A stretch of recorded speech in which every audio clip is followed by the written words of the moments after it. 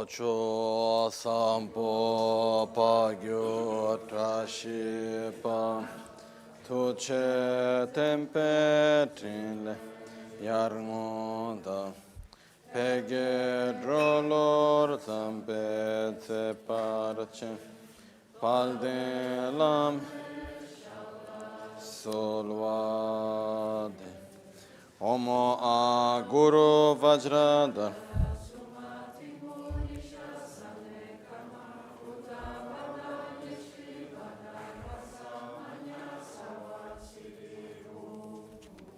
Om Guru Vajrada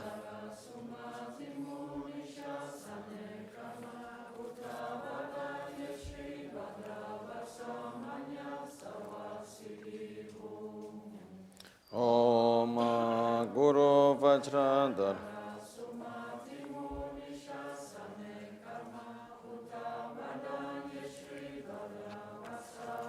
Sarva Siddhi Hum Om Guru Vajrad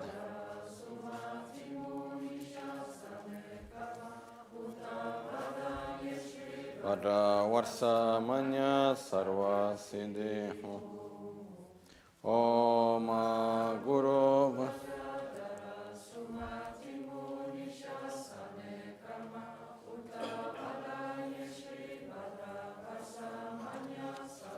Siddhi Om Guru Vajrad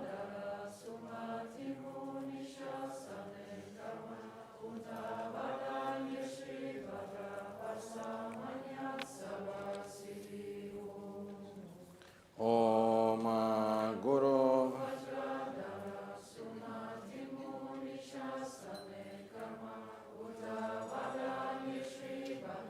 Varsamanya Sarva Siddhi Om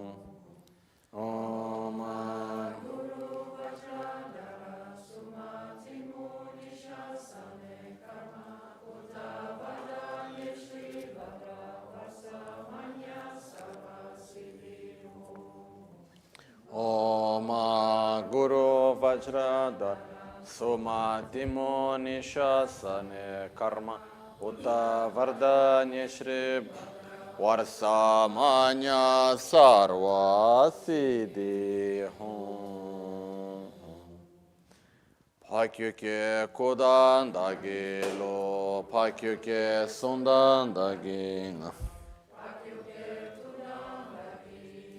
Tenyerme Chikto Jingilo Makyuke Kodan Dagilo Makyuke Sundan Dagilo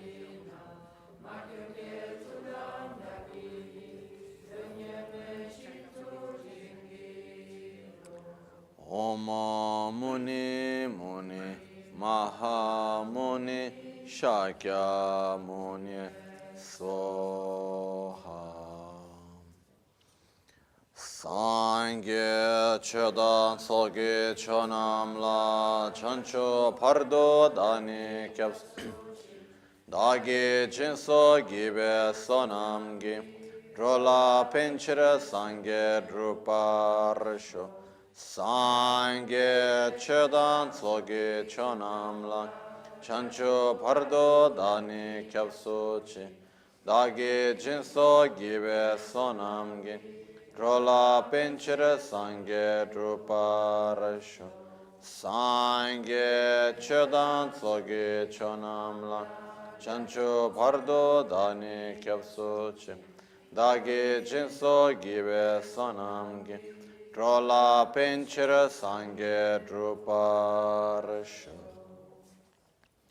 In the Buddha, Dharma and Sangha, I take refuge until enlightenment. Through the practice of generosity and the other perfections, may I attain Buddhahood for the benefit of all sentient beings.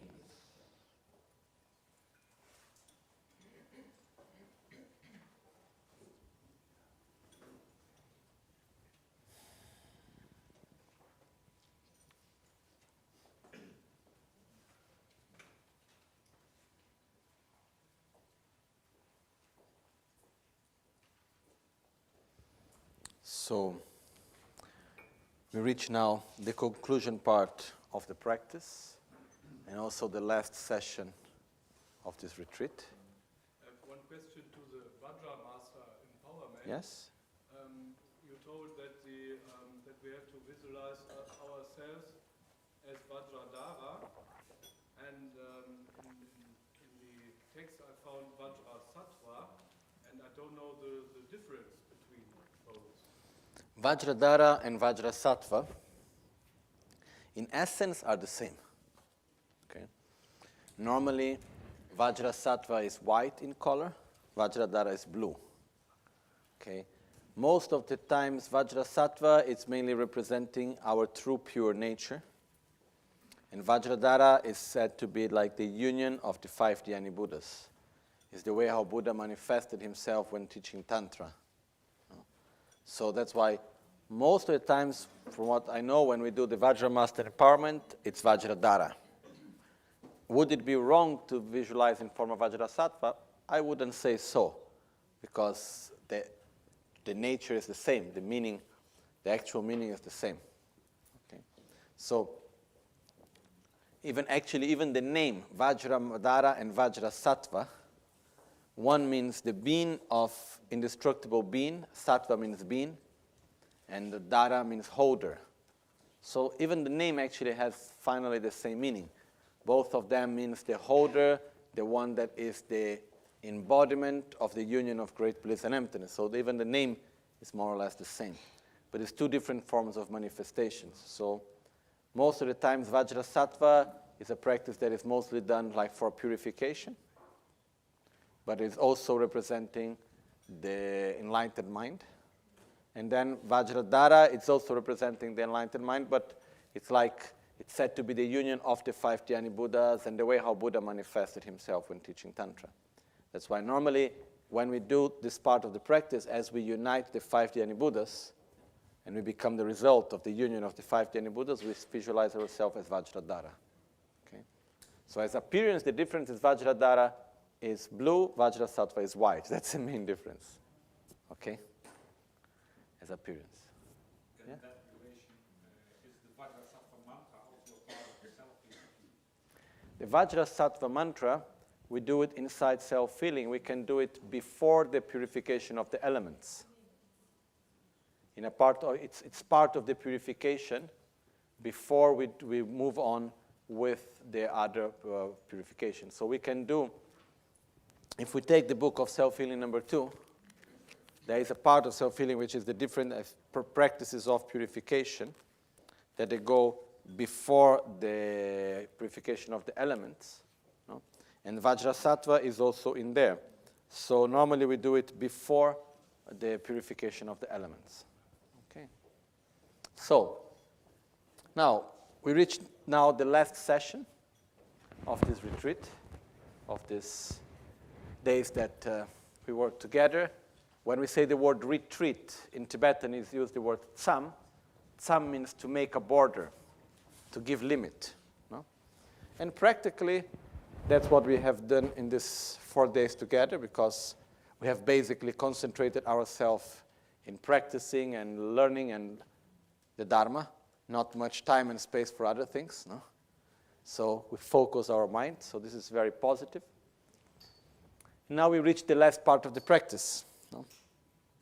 Somehow, very often I have this sensation, even though how much time we have, there will always need some little bit more time to conclude everything. But still it's okay. So let's concentrate on this last part now, because we still are going to do Tsok offering today. We will do the Tsok offering in a very simple way, because the offerings were prepared. So we will do the Tsok offering together with self-healing. Okay, mixing together. In a very simple way. We do it very simple, so don't worry about time. Okay. Anyhow, now we go back to the practice explanation. We are in the part in which we finished the vase empowerment, and we start with what is called the secret empowerment. The secret empowerment and the wisdom empowerment are related to our subtle mind, and the word empowerment is related more to the very subtle mind. Okay. if we compare it, it's also very similar. This is something that I have never read anywhere. Nobody never explained in this way. It's my own understanding, so it could be right or wrong, okay? If we look at these empowerments, they follow exactly the same order as the process of death, okay? So first we have the 5 Dhyani Buddhas, which is the manifestation of the 5 wisdoms also. And during this, and there is also the connection with the elements. So this part, which is the vase empowerment, is somehow a way of preparing ourselves for the dissolution of the elements during the process of death, okay? During the process of death, as each element dissolves, one of the 5 wisdoms is lost, in the sense that lose strength also. So as the earth element dissolves, now I don't remember exactly which is the order, but like, I think as the earth element dissolves, we lose the all realization.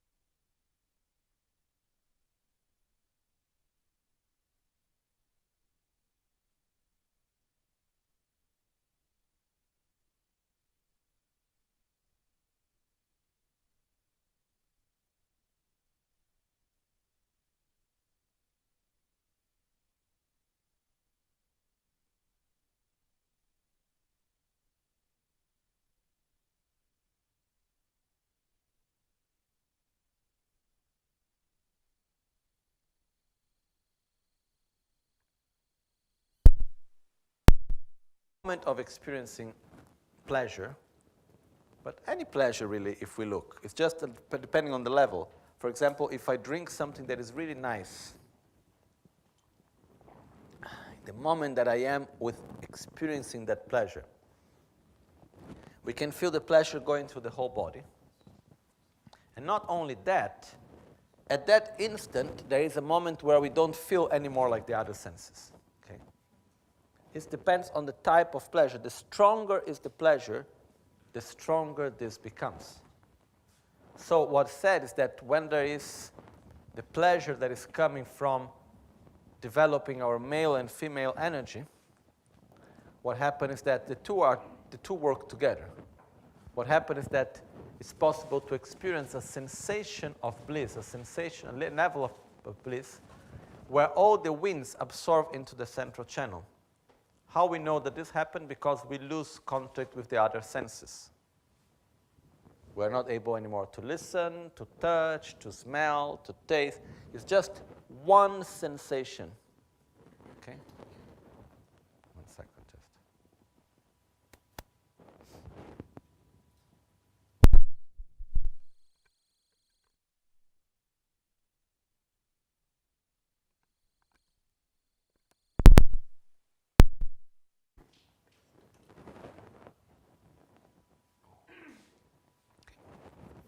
So, this experience of the winds absorbing into the central channel, we can know by it by the fact that at that instant, it's like if everything fades out for an instant.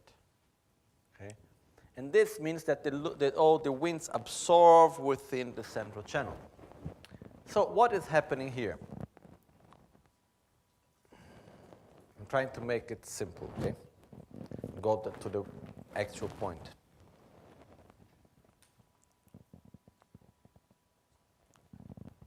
Pleasure, bliss, the stronger is the sensation of bliss, the deeper level of consciousness we get.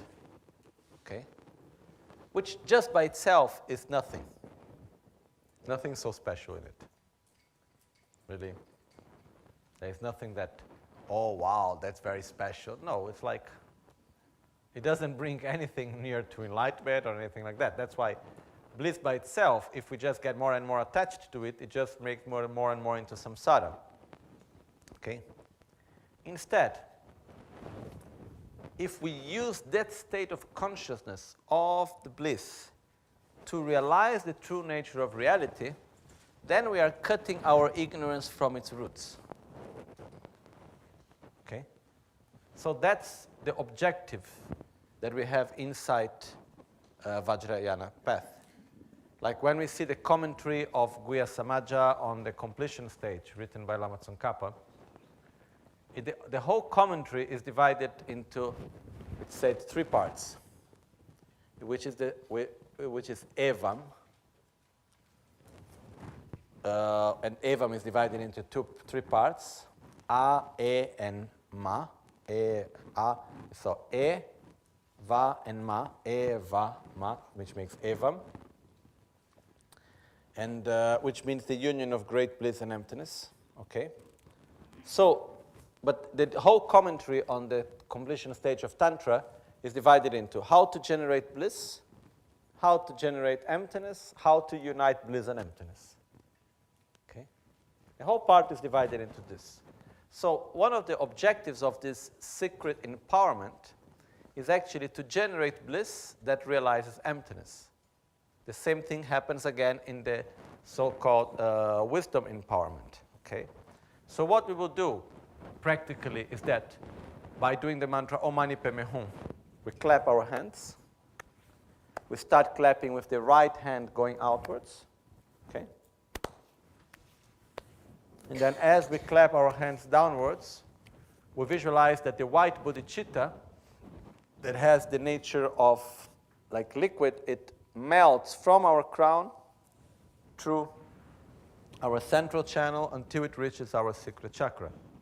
And as it melts downwards, we experience a sensation of bliss that fills completely our body until it feels like each finger of our hands and feet, like it completely fills the whole our body with bliss. With this bliss, we realize emptiness. It always goes together. And we imagine that as this bliss goes through, our mind and our body in a more subtle level are completely purified. So in this moment, we visualize everything within the central channel. The mantra that we do is Om Mani Padme Hum. Okay? Om Mani Padme Hum is done that because Om is body, speech, and mind. Mani means jewel. Padma means lotus. Okay? And then Om Mani Padme Hum, this me, it means that the jewel within the lotus. That's actually the literal translation of the mantra. Okay? Which means jewel refers to male energy of method. Lotus refers to the female energy of wisdom. So Om Mani Padme Hum refers to the union of male and female energy, which means the union of method and wisdom, which is the essence of Buddha's teachings. Actually, it's quite strange because once we learn this explanation, it's quite obvious. It's literal. It's quite obvious, no? And when we say Om Mani Padme Hum, then if we make the literal translation, it's Om Jewel Lotus Hum. But very rarely we see anyone giving this explanation. When I was in Tibet explaining that, I was explaining to my teacher there, Kajin Losam Phuntsho Rinpoche, the abbot of Tashilompo, explained to him self-healing. And in the end, I gave this explanation, taken for granted. And he said, oh, can you repeat again? And he said, oh, that's so special, because I always heard the mantra Mani Padme Hum it meant the essence of Buddha's teachings, but I never understood exactly how. Here it is the reason. So it's not a common explanation. Let's say it's like it's very interesting. Very often the most secret things are the most obvious things. No? Normally when we go to the explanation of Mani Padme Hum, which is also an explanation, it says it has six syllables, each one is closing the door of each one of the different types of rebirths, and so on, okay? Many different explanations. But when we simply take literally and we check the meaning, it's very direct, okay? That's why when we do this part in which we develop and balance the male and female energy, we do the mantra Om Mani Padme Hum. So as we clap our hands, we imagine that the energy is flowing downwards. And we imagine like this white, we are inside the central channel, and we imagine this white, cool, like nature, white bodhicitta, the energy that flows downwards, and we experience bliss, great bliss, supreme bliss, spontaneous bliss. And as we experience these four stages of bliss, together with the experience that realizes the true nature of reality. So, after that, still in the secret empowerment, we have what is called the four reversed bliss, which is the four blisses, which is bliss, great bliss, supreme bliss, spontaneous bliss, which is going from down to up, from our sacral chakra to our crown chakra. And this we do as the female energy, which is red in color, is a red bodhicitta. It has the nature of fire, of heat, and it goes upwards, okay? So as we imagine it going from below the navel, and it goes up. Then we do snapping the fingers. We start, in this case, with the left hand forward, okay? As we snap our fingers, we do these different forms.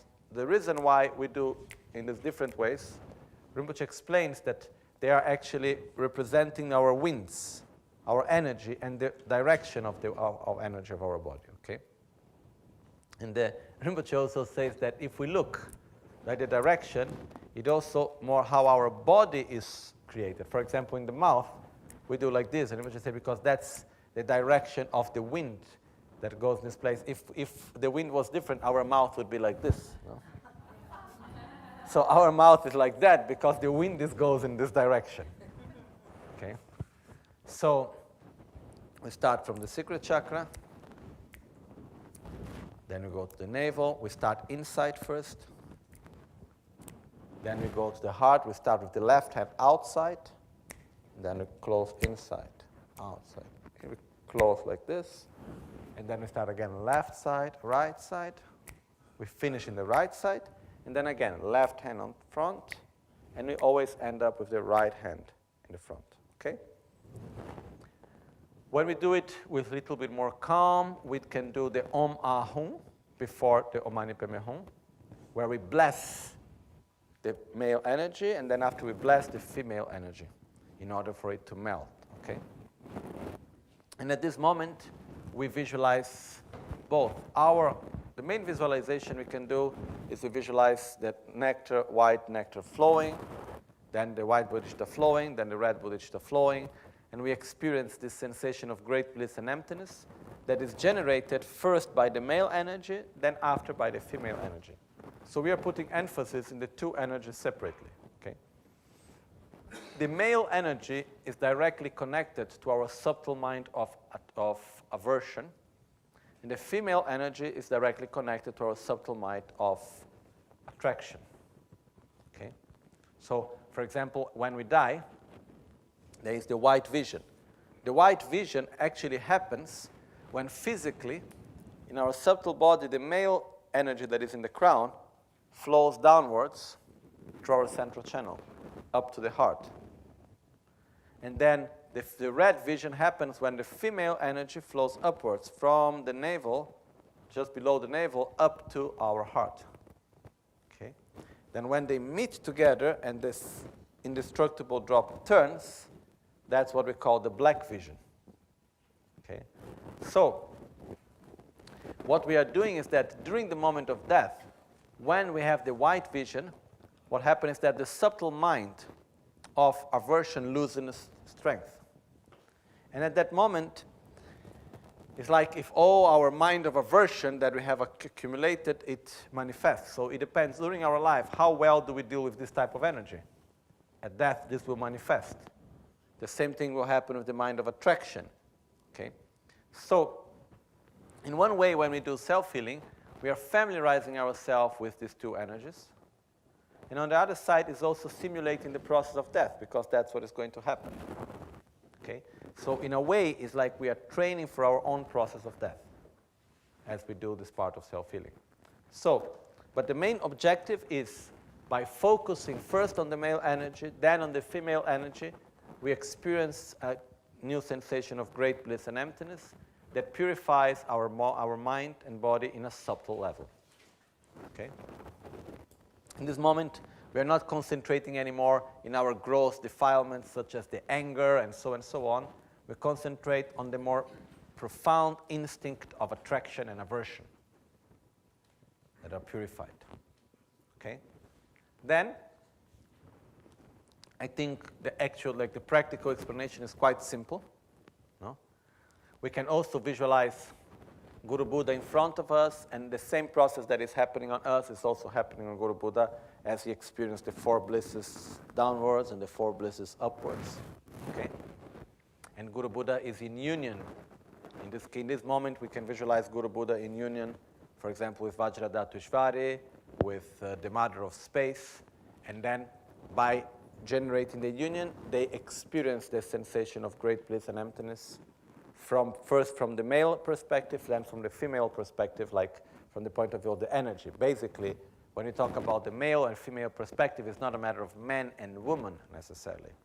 If the male perspective means the male energy of the white bodhicitta is a sensation of bliss that goes from the crown down to the sacral chakra, and the female energy, sensation of bliss based on the female energy of wisdom, it's the one that goes from down the sacral chakra going up to the crown chakra.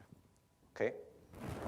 So, in this moment, we use this aspect of our body, our subtle body, as a method to bring our mind to a subtle level of consciousness, and within that level, realize the lack of inherent existence, which means to realize the true nature of reality.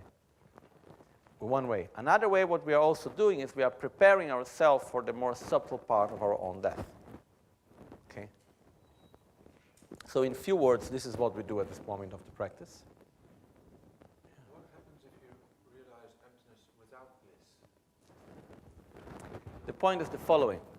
It's possible to realize emptiness without bliss, but it's not so deep. The reason is that bliss itself is a very powerful state of mind, And at the same time, it's a non-conceptual, it's a naturally non-conceptual deep state of consciousness. So that's why in Tantra, the main difference between Sutra and Tantra according to emptiness is that who is realizing emptiness. In Tantra, emptiness is realized with bliss. In Sutra, it's not. That's the main difference. And bliss is said to be a very powerful state of mind. And it's also the moment where, naturally with bliss, the winds absorb into the central channel. So this brings naturally to a deeper state of consciousness. This is, let's say, one of the main reasons in this way. Okay? Yeah?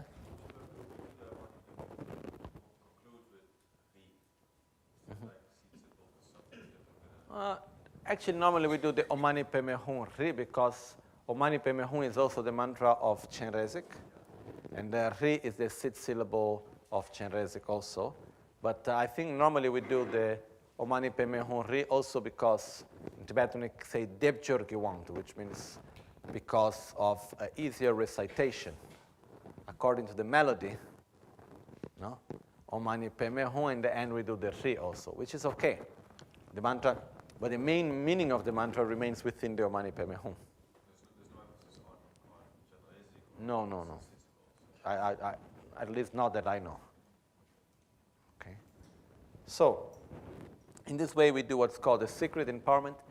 There are many different ways, like if we take a self-initiation sadhana, or Vajrayana or Yamantaka, for instance, the way how is done this part, the secret empowerment, is the meaning is the same, but the appearance, the form is different.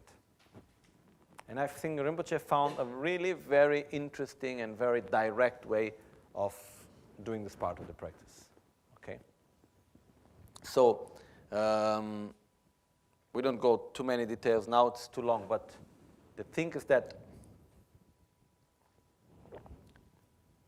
in the Vajrayana path, one thing that for me it's quite clear, one way it has been taken secret, it has been transmitted in a secret way for a very long time. One of the reasons is that it's one of the things that if explained to a person that is not ready to understand, or if not explained in the right way, it can have a lot of misunderstanding. Okay. So, within the Vajrayana teachings, the pleasure is used as a path to enlightenment. And specifically, there is the part also where the sexual union is also represented and is also used as a path to enlightenment. Then what's the misunderstanding that very often I saw and people make a lot of confusion? The fact that they think, oh, so this means that a sexual union is a spiritual practice and then we do use it. No, that's not the point. Otherwise, most of the people would be enlightened already a long time ago. That's not the point. Okay? The point is that, is it possible to use the sexual union as a method to reach enlightenment? Answer is yes. Preconditions. Like requirements, no? Like, for example, when we take, nowadays not so much, before and I used to buy software for computer, it came on the software, the minimum requirements, in order for the system requirements, in order for it to run, no? So when we take this Tantra union part, what's the minimum requirements? Renunciation, bodhicitta, correct view of reality, and a true ability to control our subtle winds of energy and a deep state of concentration. This is the minimum. Okay? So what's the answer? It's possible, let it be for those that can do it, no? In the sense that in this book that I said yesterday, The Bliss of Inner Fire, if you read this book, there is a part also in which Lama Yeshe very clear states, say for lay people, you can also add in your life as a couple and so on, you can add this or that meditation. He put some simple meditations also that can be done. But this doesn't mean that the sexual union is used as the actual path to enlightenment, which it's another thing also, that it's just to put things clear. The fact that a couple would use the sexual union as something that will be good for their spiritual path doesn't mean that a sexual union is the path to enlightenment. Is it clear? the difference. Because sometimes otherwise there is this idea that, oh, okay, so that's what you need to do to get enlightened. That's not how things are supposed to be. So what happened is that one of the meanings is that there are few moments in life where actually our winds can absorb into our central channel and we can go to a deeper state of consciousness naturally. I repeat again, having just a deeper state of consciousness doesn't mean anything special. Okay? It's special when we united it with the correct view of reality. Otherwise, it's just a deep state of consciousness, nothing so special about it. Okay? So which are the moments when this happens? It happens in a very more subtle way when we fall asleep. It happens when we faint. It happens in the moment of orgasm, that the subtle winds absorb into the central channel. And it happens in the moment of death. That's the strongest one. Okay?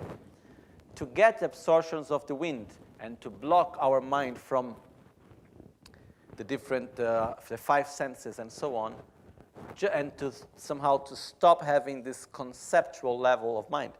By itself, it's nothing so special. It happens to everyone. We all fall asleep. We all die. Even when how to say, there is this text by Penchen Losang Gensen, the discussion between wisdom and ignorance. In the beginning of the text it says, Sachung ne son tropu bar, chiwe tusu sema, teyan shi chakchin. From an ant to the 10th ground bodhisattva, which is the practitioner that is just about to reach enlightenment, and the moment of death experience the clear light, the mother clear light. This is also the Mahamudra of the basis, which means every sentient being, when dying, goes through clear light. Goes why? Because the gross mind and body loses strength, the most subtle manifest, and then the very subtle manifest, and that's clear light. So just it by itself, there is nothing so special. Okay? Even when a mosquito dies, goes through clear light. The point is that we need to be able to induce our subtle mind, and then by consequence our very subtle mind, into realizing the true nature of reality in order to cut ignorance from the subtle and very subtle level of our mind. That's the main thing.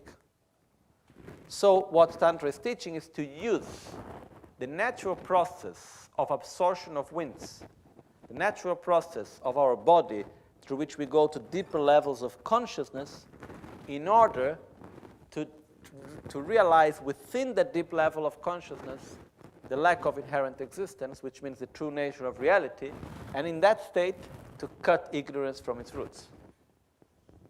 This is the reason behind it. Is it clear? Okay? This is one way.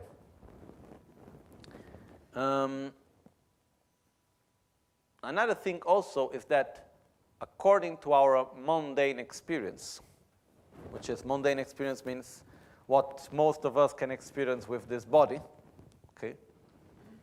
The experience that we can get that is the most near, even though still very, very far away from the deep experience of union of great bliss and emptiness, which is being taught in the Vajrayana path, which is the state of when with the subtle mind it's possible to realize the true nature of reality. But the most near experience, even though still very far away, is the union, the sexual union and the experience of orgasm through it. So somehow Buddha, out of his great compassion, he said, okay, let's try to find an example that you can have some idea about it. Is it still far? It's not that the point. So that's why we have this symbology also. Okay?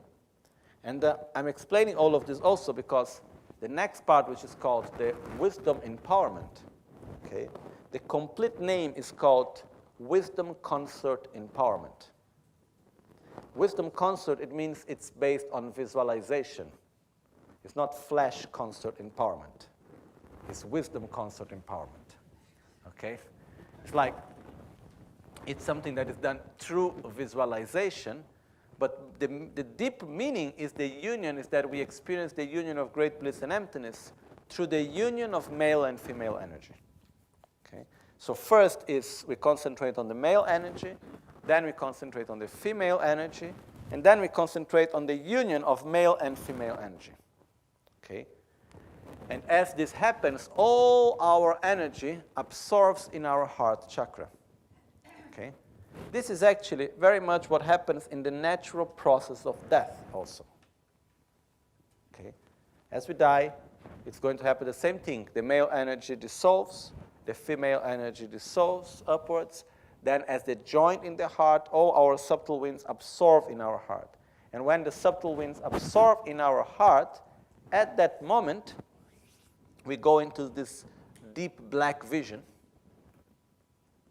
from which later appears clear light, which is within all our subtle mind dissolves, and then for an instant it's like if there was no more mind. And then our very subtle mind manifests, and this is what we call the clear light. So, during this last part of self-healing, it's exactly the same steps. So we have first male energy and female energy, Om Mani Padme Hum, Om Mani Padme Hum. Then we have what is called, when we do Maha Sukha. Maha means great, Sukha means bliss. Okay? Om Maha Sukha Hum, which means Om, great bliss Hum. Okay? So Maha is great, like Mahatma Gandhi. Mahatma, Maha Atma. Atma means soul, mind. Okay, mind in a deeper level. So, because that is so, Maha is great. Mahatma, great mind, great soul. Okay, Maha Sukha, great bliss. Okay, so in Tibetan it's Dechen. Dewa, Chembo. Dewa is bliss, Chembo is great. So in Tibetan, in Sanskrit, is Mahasukha. So basically, what we visualize is that there are different ways how we can do the visualization. One way is that we just imagine as the male energy went down and the female energy went up, we are inside the central channel, and then the white bodhicitta and the red bodhicitta, they melt in our crown, then it goes down, and it melts together in our throat. Then it melts in our secret chakra, it goes up and it melts in our navel, and then the two together come to our heart, and it also melts in our heart together. Okay? And in this moment, it's like if all the energy is going and absorbing into our heart. If we had 4 arms, we would do Om Mahasukha Hum, crown and secret together, throat and navel together, and finally in the heart. Okay? So, basically, what we do at this point is that we are absorbing our subtle energies, and by that generating a deeper state of consciousness. And in this state, we do this with a sensation of great bliss. Okay? So, as I just said before, the most near thing that we can somehow experience is that generation of bliss through sexual union. And that's basically why it's given also this symbology. So what is the most clear symbology that we have of the union of male and female energy? The union of man and woman. That's in our mind what is the most near to it. That's why it's also possible to visualize at each one of our chakras the Dhyani Buddhas in union with the consort. And then as they go in union, the 2 bodhicittas melt, and then we experience great bliss and emptiness. And like this we do each one of the chakras. Okay?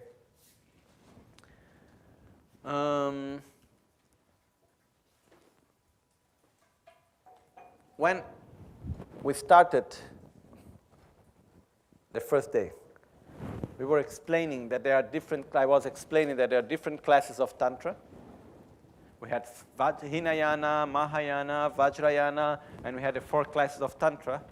And I explained that the 4 classes of Tantra are also divided in accordance with the ability of the disciple to be free of prejudices. Remember this. Okay? So one of the aspects of Tantra, as I said before, is that everything can be used as a path to enlightenment. And then, on the basis on the lack of inherent existence, there is no such thing as good or bad. It depends how we use it. Okay? So in this manner, what happens is that we have a body. Our body have natural energies. And the mind is always going together with our body. So, out of great kindness, what Buddha did in the Vajrayana teachings, he said, okay, let's use what we have in order to generate this deep state of consciousness.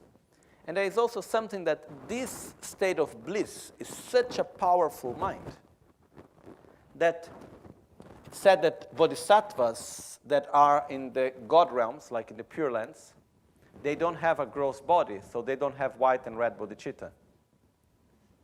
So they cannot experience this union of great bliss and emptiness in this way. They cannot experience this type of mind. So they want to be reborn in the human realm in order to be able to experience this type of consciousness. Because it's a very, very powerful tool to go direct to the deeper level of our mind. Okay? And this is also why maybe some of you have already read and saw it says, to practice Vajrayana, we must have a human body with six, how do you say, with the 6 elements. Huh? No, not aggregate. We call the 6 elements, kamdrukden. Okay? So within the 6 elements, there is also like white bodhicitta, red bodhicitta, and the elements. We take out space. So we have water, fire, wind, earth. Then we have white bodhicitta and red bodhicitta. Okay? So in order to be able to practice Tantra in a deeper level, we must have the male and female energy, basically. And this is something that we only have in a gross body. When being reborn, like in a God realm or in the Bardo and so on, these 2 energies are not present in the same way. So this is something that is very powerful. And then even if we look in our society, okay, in this world, this energy, it's very powerful, no? It's like being very direct, being very objective. I was reading some time ago, there is a magazine that sometimes I read called Wired, which is about technology, basically. And then one time there was a whole section about pornography and how big is pornography in the world. And I was shocked. Because, for instance, they have, I don't remember the name of any of this, but there was this video, like sort of pornography YouTube, okay? And the money of this company is bigger than IBM and whatever other company together, okay? And if we take all the movement of internet all together, a great part is for these websites, okay? What does this mean, in a way? That this type of energies is something that attracts a lot. There is one way what happens is that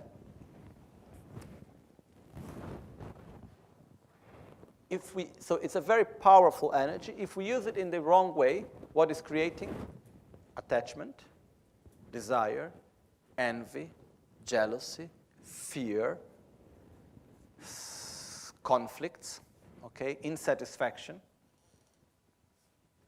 So that's why very often it's an energy that has been also somehow in our society and in all societies also kept a little bit, need to take care of it, like not let it completely free.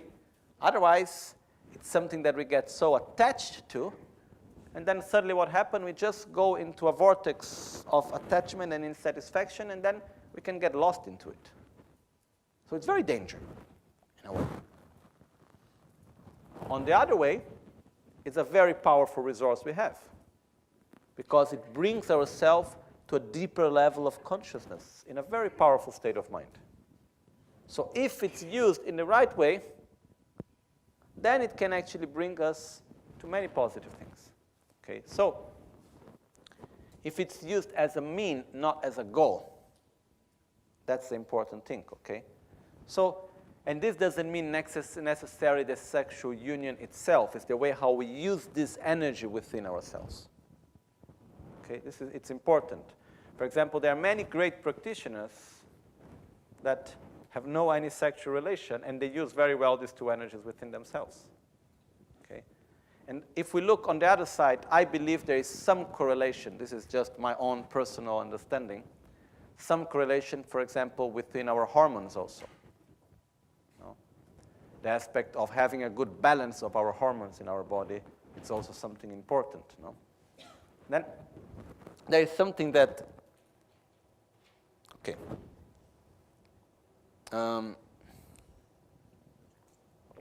Just to make an example about it, it's something I'm not sure. Okay, I say no problem. Because it's a bit personal, but it's okay. When I was in Brazil a few years ago, my mother, she's as a psychologist, she's always learning something new and studying and so on. And it was a moment she was working with a psychiatrist, and then doing a lot of many different types of blood tests of all different types of things and so on, and studying all the chemical balance of the body and so on. So my mother said, okay, we make a test on you, guinea pig, no? So we see, how are you? I was fine, I didn't do anything. So I said, okay. So I did all the tests of blood and hormones with the saliva here and there, all these type of things. And I'm fine, I'm healthy, that's good. But there was one strange thing. And I did the same test with another doctor, friend of her, years later, and the same thing went up again, which I had a very high level of testosterone and of progesterone. Both of them very high. And the doctor said, I'm doing these exams for more than 20 years. I have seen thousands of patients. I've never seen something like this. What does that mean? No? And that doctor, the second doctor, he said the same thing. And he said, the meaning of that would be to have at the same time a lot of strength and courage, but keeping calm and peaceful. This was like some type of explanation. And then he said, oh, maybe this is something related to your meditation, to your practice. And when we did, on Rinpoche did the exams also, and he had something similar also. No? So what I want to say is that I believe that when we talk about using our male and female energy and balancing this, it's not something that has to do necessarily with the sexual aspect itself. It's something that is present, our male and female energy are present all the time in us. When we have an unbalance, for example, we all know if a person has too much testosterone or have too much progesterone, man or woman, we have problems, no? Because maybe we can ask doctors know how to explain it better than me. But there is imbalances in the body. So I have my own idea that these two bodhicittas, these two drops, they have some connection with the part of the hormones. Maybe not all hormones, but some of the hormones and so on. So this is, as I said yesterday, something that we can do, maybe a study to go a little bit more deep, to try to understand a little bit better, okay? But what I want to say is that one of the objectives of this part of the practice is to create balance within ourselves of our male energy and female energy. One time, I remember now, Rinpoche was giving teachings about this, and he gave very long teachings, and he was explaining that when we are balanced within our own self with our male and female energy, we are also in harmony with the male and female energy outside. So he was saying, for example, if you have an imbalance in your female energy, you have difficulty relating to female people, to women. When you have, or to people that have more female energy. When you have an imbalance in your male energy, you have difficulty relating to people that have more male energy. So if you have a balance within yourself of both energies, you can relate nicely and peacefully with all people with all the different types of energies. Okay?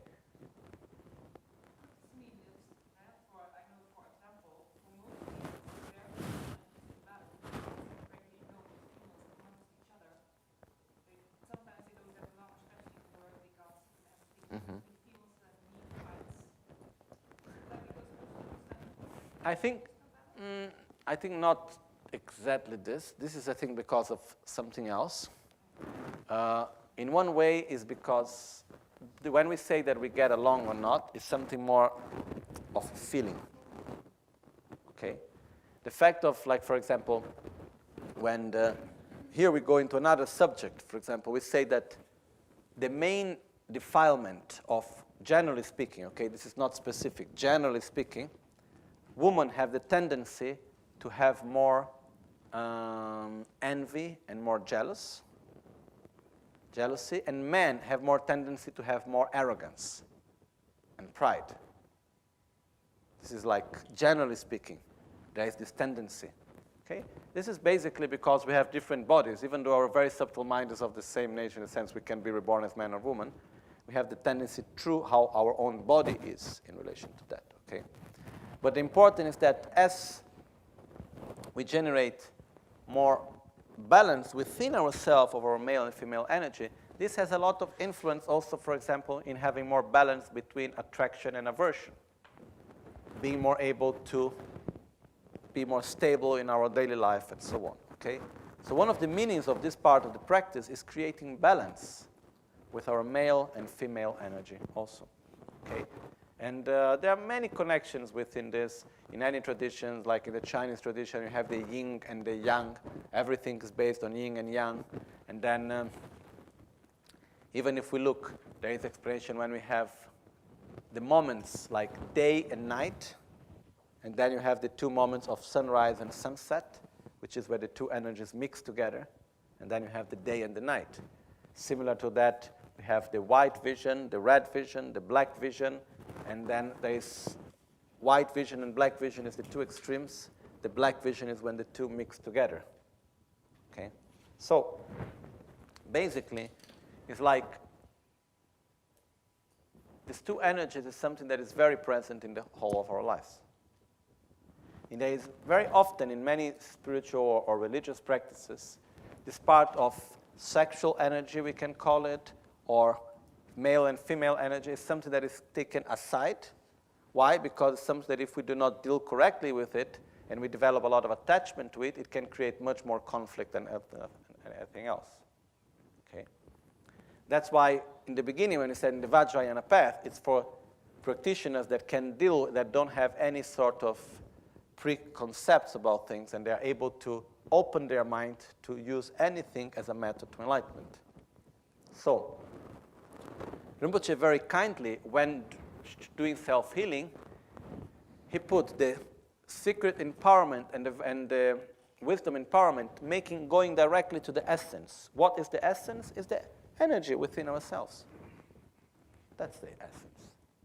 Okay.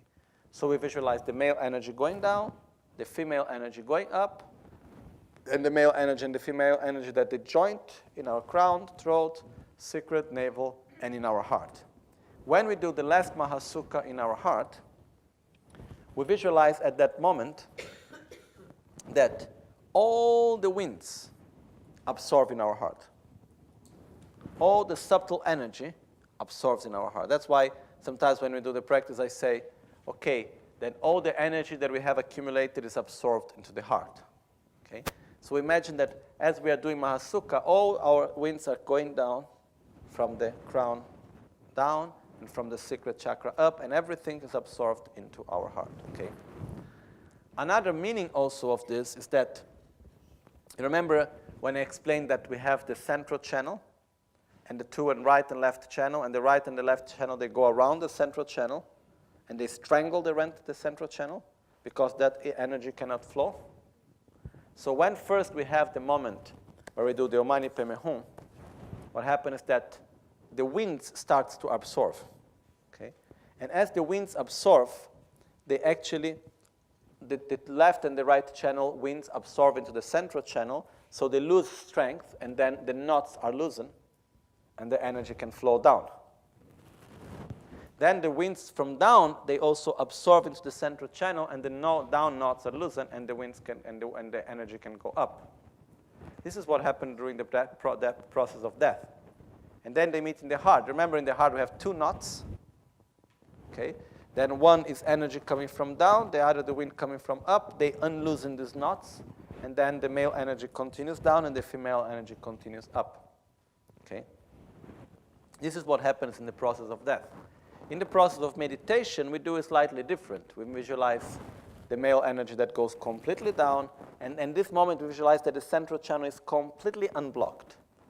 As all the winds go inside the central channel, and then the white bodhicitta flows downwards, then the winds go inside the central channel from below, and then the red bodhicitta goes upwards, and then the winds from down and below, they enter together, and finally all the winds absorb in our heart.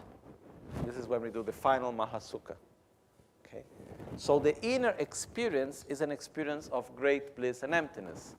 It's a non-conceptual state of great, great, great joy, with the sensation that this bliss expands through our body, and it's the sensation even if the body is not anymore like the body, there is no more hand and feet and head, it's like something that expands much larger. It's just bliss, basically.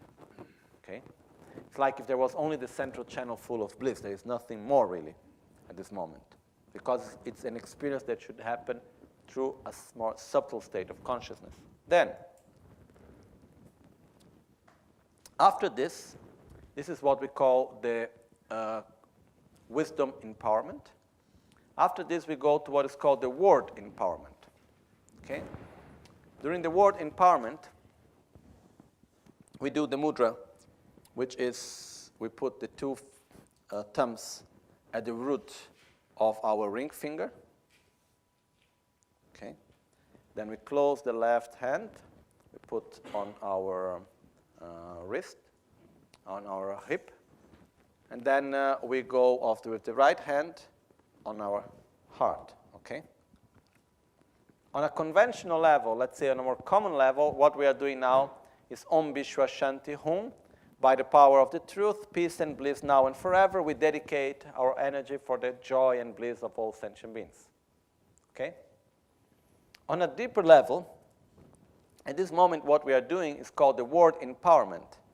And the word empowerment is, the actual word empowerment is rich in enlightenment. That's the actual word empowerment. It's called word empowerment because it is beyond words. There are no words to express it. The description of it is then where there is the union of clear light with the illusory body. Clear light is the very subtle mind that realizes its own true nature.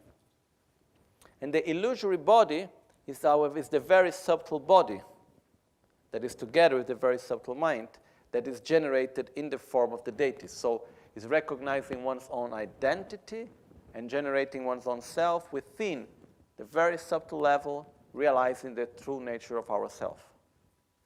Okay?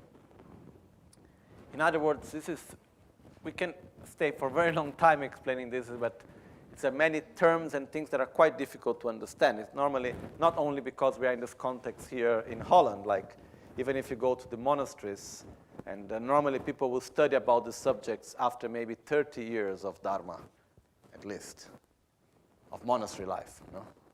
So it's not something that it's like, okay, we are not explaining some things because you are beginners or something like that. Actually, we are explaining much more than normally we were supposed to. But there are some subjects that are difficult, some points that it's difficult for us to grab the actual meaning, okay? So it takes time. So for example, when you talk about clear light and illusory body, making it more simple, imagine the very subtle mind and the very subtle body in a pure state, okay? Which is enlightenment. So when we generate the very subtle body and the very subtle mind in a pure state, that's what's called the word empowerment, and that's what is called then is like rich in enlightenment. So when we do Om Vishwa Shanti Hum, by the power of the truth, peace and bliss now and forever. What's the meaning of this? What is the truth? What is the truth that is in everything? Interdependence. What is the only thing that is in everything? The lack of inherent existence, interdependence. Everything is interdependent. So by the power of the truth that all phenomena are interdependent, peace and bliss. Peace is a name for emptiness. Okay? When Buddha just reached enlightenment, the first word that he said was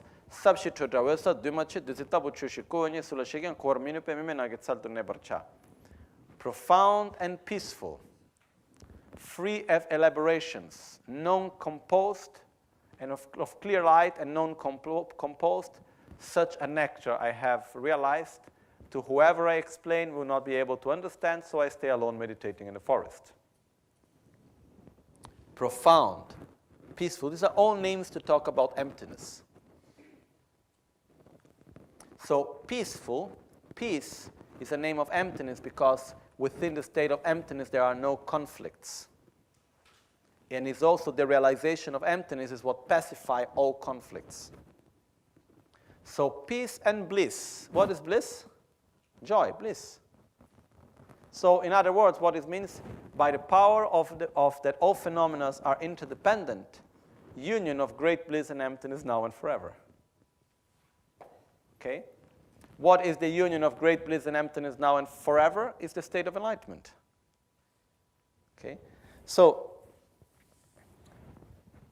Rinpoche was able to put at this moment of the practice, for like in a more gross level, what we are doing in a more simple way, okay, we are doing dedication. If we go in a deeper level, what we are doing, meditating on the state of enlightenment, on the word empowerment. And the word itself, peace and bliss now and forever, no? Normally, like, Rinpoche is so incredible. He does it such a simple way, Om Vishwa Shanti, Om, no? And sometimes it may look like taking children hand by hand and singing and guiding and teaching, but it's really, everything is in there. So, as we do this mudra, we did like this, no? With the thumbs on the base of the ring finger. The reason for this is that on the ring finger, it is what is called the channel of bliss. Okay? It's said that where the ring finger passes, we have the channel of bliss. And then we block the channel of bliss at this point in order to remember us not to be attached to bliss. Not to be lost within bliss. But bliss is just a method. It's not an objective by itself. Okay?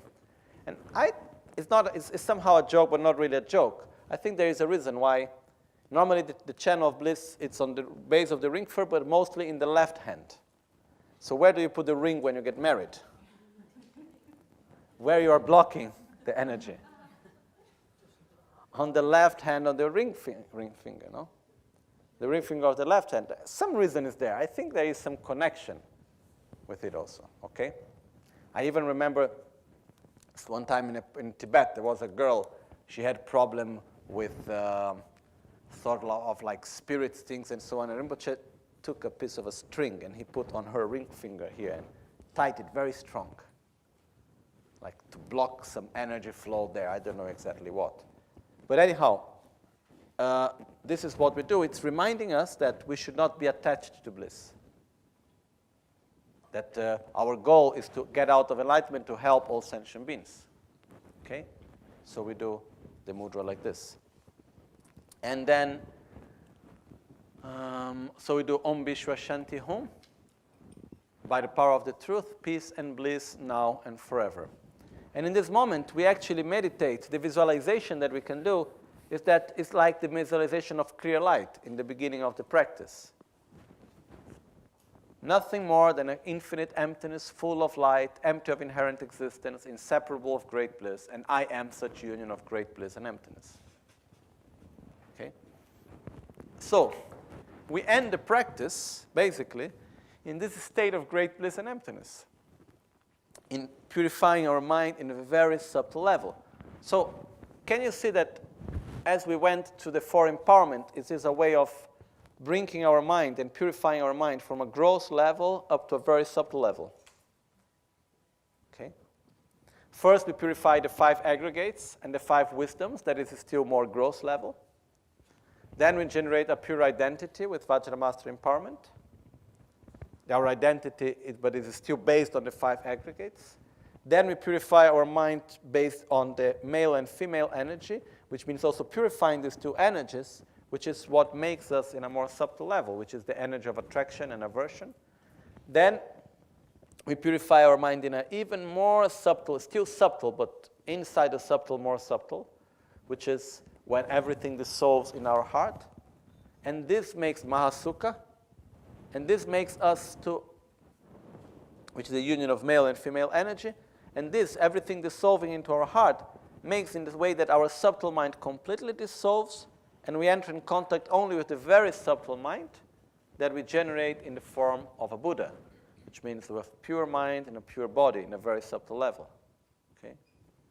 So, my personal understanding of the four empowerments is also that it is a way of purifying our body and mind from a gross level to a subtle, and up to very subtle level. Okay? For me, it's also very beautiful that in the beginning of the practice, we start with what? The three transformations, with clear light. And we end with what? With clear light. Okay? And one of the meanings of this, or not the meaning, but one interpretation we could give also is that when we are born, what is the first thing that happens in the process of birth? Clear light. Because the birth is exactly the opposite way of death. Okay? So the first thing that we experience is clear light, and then we are born. And the last thing we experience in this life is what? Clear light again. So in the practice of self-healing, it starts with clear light, it ends with clear light. Okay? So, but we cannot, after, let's say I finish the practice, Om Vishwa Shanti Hum, all this clear light, but then now I need to work, I need to walk. How can I do that, I must go, the whole experience must be coherent. That's why we have the next prayer. And actually with this we conclude the part of the completion stage. Okay? And we go to the next part, which is called the conclusion of the practice. And the first part of the conclusion of the practice is the self-generation as the deity for between sessions. So, from the union of great bliss and emptiness, once again the environment appears and the world appears around us. At that point, there is and we appear in an instant in a form of one of the 5 Dhyani Buddhas or Vajrasattva, or one of the 5 great masters, the same one that we generate in the beginning of the practice, okay? In an instant, we appear like that. So from clear light, once again, for the benefit of all sentient beings, I must take a gross body, just as we did in the beginning of the practice, in order to be of benefit for all. So then we do the practice. Lama kuncho sumla kyapsuchi rangi lase doji sungne cho donga cho sun nyer cho tada dom gecho kuntu jishin trotunje. Which somehow normally is put as a dedication, but for me it's very clear that this is the moment where we generate ourselves as a deity. Just to read the words and you understand. Lama kuncho sumla kyapsuchi. I take refuge in the Guru and the 3 jewels. Rangi harsel dojil sungne cho. I am clear, I see myself clearly as the deity, holding Vajra and bell. Rangi lase doji sungnecho. Donga cho sung nyer cho tada dom. I will uphold all the sutras, all the teachings of Sutra and Tantra. Gecho kuntu jishin rotunche. And by practicing generosity and the other virtues, I will be of benefit for all sentient beings. Okay? So what we do is that we generate the motivation. In order to be of benefit for sentient beings, I must generate myself in a gross form, because then I can interact with others. And what's the only thing how we can benefit others? Interacting with them.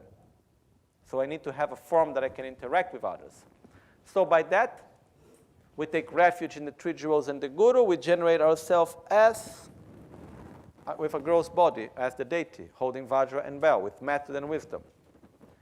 To help others, we uphold all the teachings of Sutra and Tantra, and with the 4 generosities and practicing the 6 perfections, we will help all sentient beings. Okay? So, can we see that with this, the practice of self-healing is a complete cycle? It is linear, no? It is not like, okay, you do something, then it has no connection between. Each part is connected to each other. So if we look again to the whole practice, what we do basically is that first we'll generate the motivation, then we will generate the merit field, accumulate merit, purify our negativities, and so on. Then after that, we will request the blessings, generate ourselves as the deity, so we get out of this mundane way of seeing ourselves. Then we will generate the energy of our 5 chakras, which is generating our 5 aggregates in a pure state, which is the body mandala. Then we use this to benefit others by sending the emanations of light and nectar to all the sentient beings coming back. And from our side also, we purify our 5 aggregates, transforming them in a pure state, generate a pure identity, purify our mind and body in a subtle and very subtle level, and then finally generate ourselves again in a pure state, back in a gross body to help others. Okay? This is just like one way of seeing self-healing. Okay, I think, is it clear? No? So, with this, let's say we conclude somehow the practice of self-healing, but there is another part still, which is, okay, first of all, before this, when we generate ourselves as the deity between sessions, this is important part, because, okay, I finished self-healing, but now, okay, I need to go to the airport, I need to talk to people, I need to do my job, I need to be with my family, whatever. I continue to have the identity as being the deity, as being a Buddha. Okay?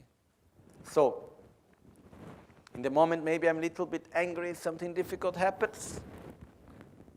Take refuge, request the blessings of Buddha Kshobhya in the heart. Patience. Don't need to follow that. We identify ourselves with the Buddha. We identify ourselves with the pure state. And we try to keep that presence during our daily life. Okay? So by that, we generate a pure identity that we bring that to our daily life. And this can change completely our way of experiencing reality and living our own life. Okay?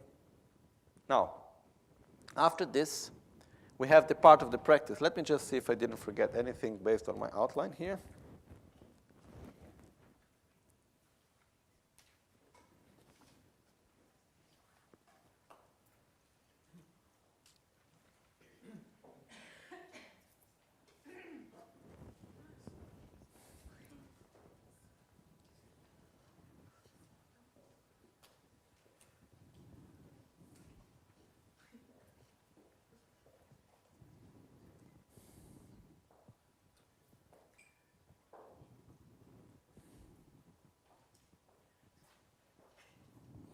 Okay, it's quite okay. So after this, normally we do the Om Ah Hum, Pe Om Hum Ah, right? As we do the Om Ah Hum Pe Om Hum Ah, this is called Vajra recitation. Okay. This is one of the most difficult parts of self-healing to explain, actually. Okay. And generally speaking, the completion stage is divided into 5 parts, okay, which is called, the first part, which is actually inside the generation stage, is called Luin, which means isolated body. Then we have inside the completion stage Ngaken, which is isolated speech, Semien, isolated mind. Then we have Ursel, clear light, Gulu, illusory body, and then we have the Sungjuk, the union of clear light with illusory body. Okay? This is the 5 steps of the completion stage. Okay, we're not going to enter into details about it. I'm just planting a seed. Okay? So we have isolated body, isolated speech, isolated mind, clear light, illusory body, and the union of clear light and illusory body. Okay, 6. The first one is part of the generation stage. So the completion stage is made out of 5. Okay, when we take, for example, the commentary on Guhya Samaja completion stage is the commentary on these 5 parts of the practice. Okay. All these 5 parts is happening, everything inside the central channel. Okay? And it's inside self-healing also, but it's the process of bringing our mind each time deeper and deeper and absorbing all the winds within the central channel, generating clear light, generating the illusory body. Clear light is the very subtle mind, illusory body is the very subtle body, both in a pure state, and then uniting both. Anyhow, which is the state of enlightenment. The Vajra Master recitation is the part which is called Ngaen, which is the isolated speech. Okay? The isolated speech is a type of recitation that is non-verbal, actually. Okay? It's not like What we do normally is not the actual Vajra recitation. We make what is called Tsampowa in Tibetan, which means like a sort of representation of the Vajra recitation. What is the Vajra recitation? Trying to put it in simple words. The Vajra recitation is when, through the sound of Om Ahum, inner recitation, there is no sound coming out, basically. Through the sound of Om Ahum, the winds absorb into the heart chakra, in the indestructible drop, bringing the mind to a deep level of consciousness. This is basically what is called the Vajra recitation. So what do we do normally? If we look, what's the mudra that we do? We do Om, no? Go like this. We go down, up, and then we stop in the heart, right? So what's the meaning of this gesture, this mudra? We take all the blessings from all the Buddhas, all the blessings of body, the white, light, and nectar, that enters through the right and the left channel, fills up the right and the left channel, enters through our navel inside the central channel, fills up the central channel, and then it stops in our heart. So first there is white light with the vibration of the sound Om. Then the same thing with red light with the vibration of the sound A, bringing all the blessings of speech. Then blue light with the vibration of the sound Hum, bringing all the blessings of mind. And we visualize the white, red, and blue light filling our central left and right channel and entering the central channel and filling up the whole central channel. And finally, the vibration of the sound concentrates in our heart. Okay? It's more or less, in our heart, there is the indestructible drop. Imagine like, let's say here we have the indestructible drop, okay? So imagine if we have the indestructible drop, and suddenly the wind is coming and it's like making pressure from above and below into the indestructible drop. Okay? It's like trying to enter into it. So what we imagine is that first this energy fills completely our central channel, and then it concentrates in our heart, absorbing into the indestructible drop at our heart. Okay?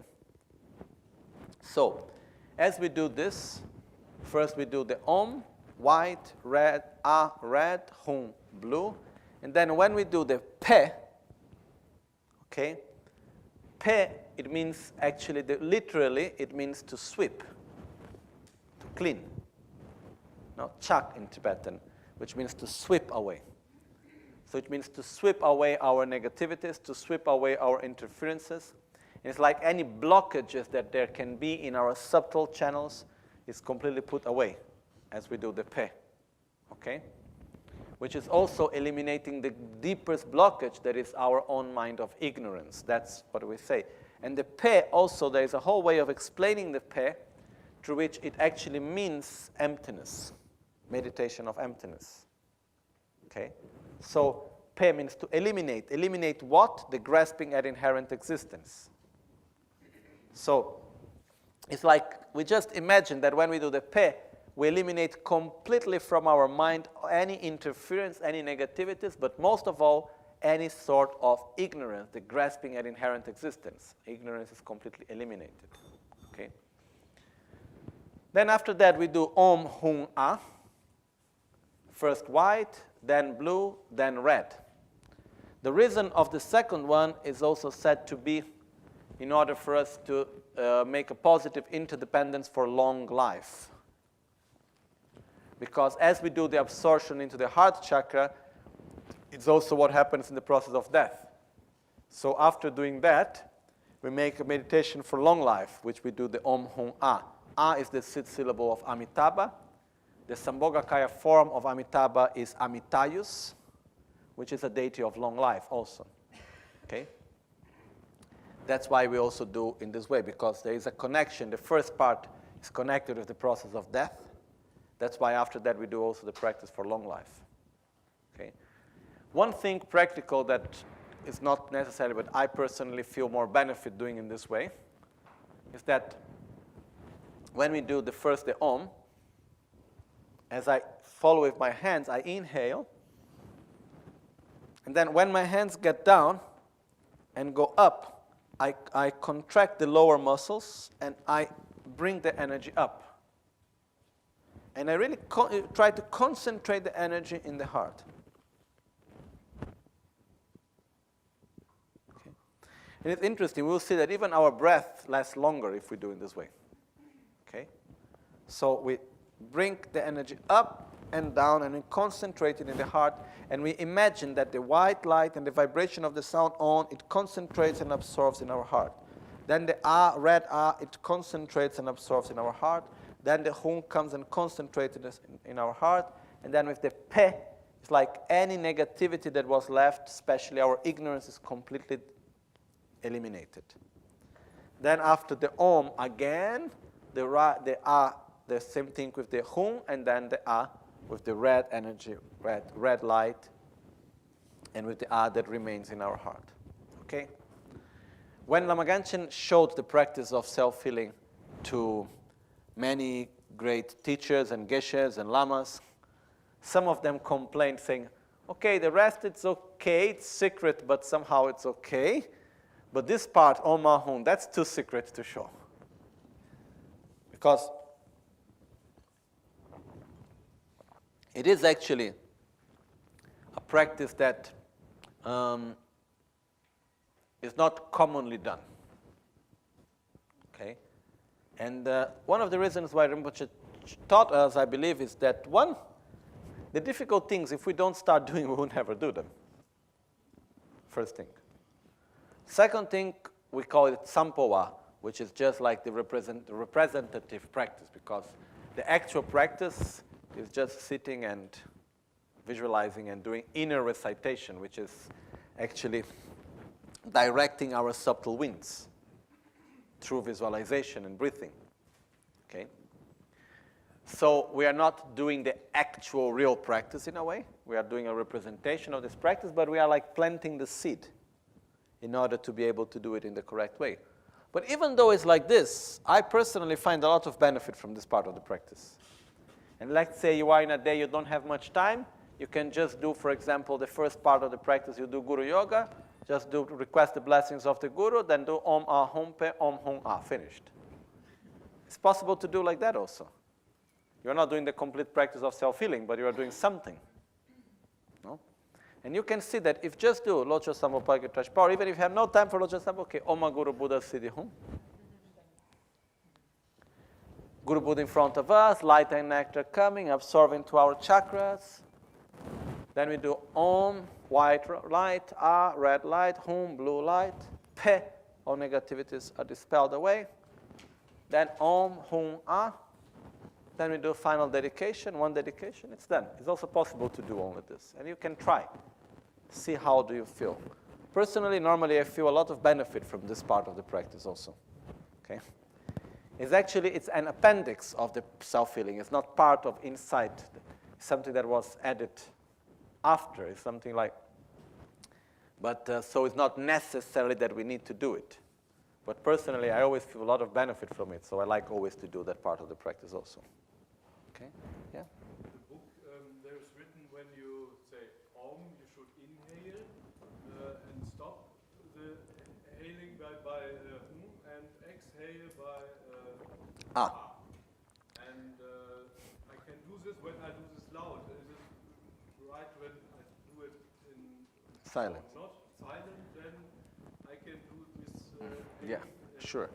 Because the point is like this. This is a part that sometimes creates some confusion, this explanation, because, which is correct. The point is that when we do the actual Vajra recitation, it's supposed to, the air goes in with Om, it remains in with Ah, and it goes out with Hum. But it's difficult to do that as we say Om, Ah, Hum. It's not even, but it's not possible really. Okay? So basically but it is also related when we talk about the air. The word air in Tibetan is connected also with the part of the energy. So what we do is that basically we imagine that with Om the energy goes in, with Ah it remains, with Hum after it goes out. Okay? So, but what we can do in a more simple way is we simply visualize with Om, white light and nectar fills the body, and the energy of the vibration of the sound remains in the heart. The same thing with I and the same thing with hum. Okay? If we do just in silence, then we can imagine the Om going in, the Ah remaining, and the Hum going out as we breathe out, okay? But as I said before, this part of the practice is one of the most difficult part of the practice to explain. There is one book that was translated into English by Lama Tsongkhapa, which is the commentary on the 5 stages of the completion stage of the path, which is called the Rimna Saldron. It's the clear lamp of clarification of the 5 stages of the completion stage of Guhya Samaja. This practice is explained in this book, but most probably, for most of us, we would read it, then read again, then read again, and finally we don't understand much. Okay? It's not so simple. It's quite difficult the way how it is, because it's like if we go to read something about quantum physics and we are still in 1st grade. The terms we don't understand, because also another thing is that in advanced Tantra, in Tibetan, the terms that are used have complete different meaning than the same words in the sutra. So it's quite difficult like this, the things. It's not, we are talking about things that it's made in a way that you need time to understand and to reach there. So Rinpoche took something that is very precious, very advanced, and then he put in a simple way for us to start doing it. So that's why I said this part of the practice, we give a short explanation, but it's a very, how to say, simplified explanation about it, okay? I hope in the future we can go through a more very detailed and more profound explanation on the isolated body, isolated speech, isolated mind, clear light, illusory body, and union of clear light and illusory body, okay? Which is the commentary on completion stage. But the Vajra recitation is part of what is called the isolated speech, and it's basically everything happening inside the central channel. There's actually no real sound happening, okay? And basically the meaning is that the winds are absorbing at our heart chakra, at the indestructible drop, okay? And this is happening also because as the winds absorb into our heart chakra, we bring ourselves to a deeper level of consciousness in order to realize the true nature of reality within a very deep level of consciousness. This is one of the meanings of it, okay? But as you do Om Ahum, Pe Om Hum Ah, there are many levels of benefit, and then it's important also for us to do the practice, to feel how we feel benefit. For me personally, when I do this, I feel very balanced. I feel a lot of benefit from this part of the practice. Okay, so when we finish this, basically we are ready to go for dedication. And in this way we conclude the practice. Dedications, we can do many different dedications. There is one prayer we always do in the end, which I will just give a short explanation, which is Lama Kuncho Sumla Kyabso Chirang Lasit. No, sorry, not this one. We do Tumichiwe Tsema Toana Teimela Mikyo Dorjiko. If foreseen the signs of a premature death, may I, by the clear vision of Mikyo Dorje, the immovable Vajra, defeat the Lord of Death and rapidly obtain the city of immortality. What is the city of immortality? Realization of immortality. Can anyone become immortal? No. So what's the meaning of it? In the moment that no one can get immortal, naturally it means that it's a symbol, it's a metaphor. Okay? I believe that one of the meanings of this is the fact of reaching enlightenment, because when reaching enlightenment, we go beyond the process of death and rebirth without having any awareness. The normal common death is that we have no control at all of what is happening. When we reach enlightenment, we have the total control, and there is a total awareness. From one life to the other, it's like being total aware as I am awake, being total aware as I'm falling asleep, keeping my awareness as I dream, having awareness as I wake up, having all of this as one. And the same thing as we die and are reborn. Okay? So this is related to state of enlightenment. It's also called immortality in this sense. Okay? So this is one prayer that may, in the moment of our death, we use that opportunity in order to reach enlightenment. If foreseen the signs of a premature death, Premature death, there are different conditions for premature death. It means our death coming without us being prepared for it. Okay? So in case my death come, I am not prepared, may I, by the clear vision of Mikyo Dorje, which is Akshobhya, Mikyo Dorje is Akshobhya, unmovable Vajra. That's the translation of the name. Mikyo, mi means no, kyo means shake, move. Dorje is Vajra. Mikyo Dorje, Akshobhya. It's the same meaning.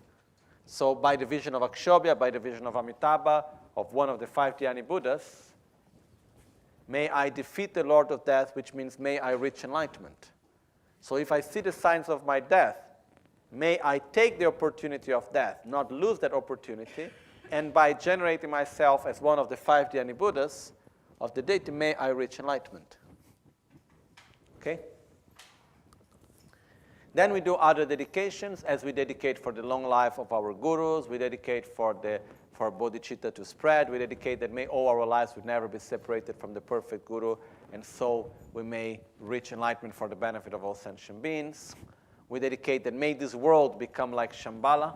When we do Dorna Ditsunam Karagyovetso, it's like make this world become a place of peace and harmony with spiritual growth everywhere. And then finally, we do the dedications that may we always be inseparable of Buddha, Dharma, and Sangha. Okay? So this is basically the part as we do the final dedication. Okay, and here we can add more dedications. We can do very long or very short. Okay, so with this we have, let's say, a complete cycle of self-healing. We started with the generation of the motivation, and we end up generating ourselves as a deity for the, between sessions, and finally doing our dedication. Okay. Okay, one thing missing only.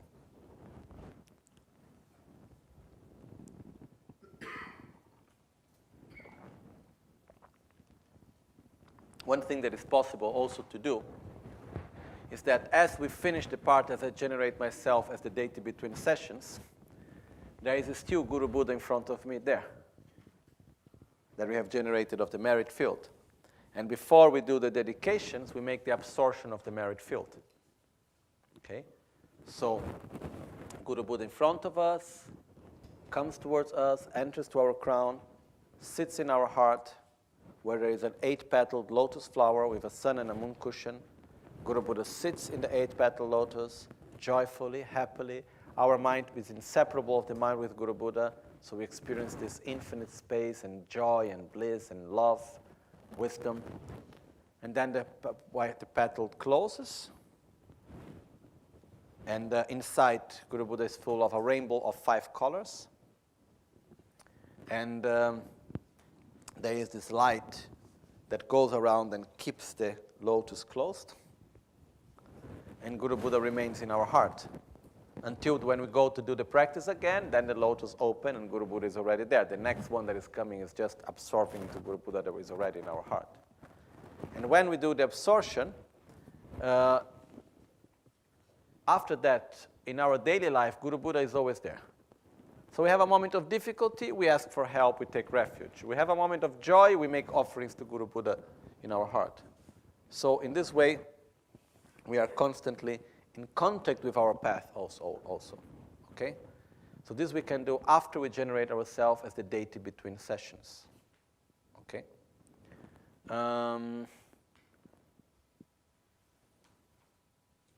Okay. So,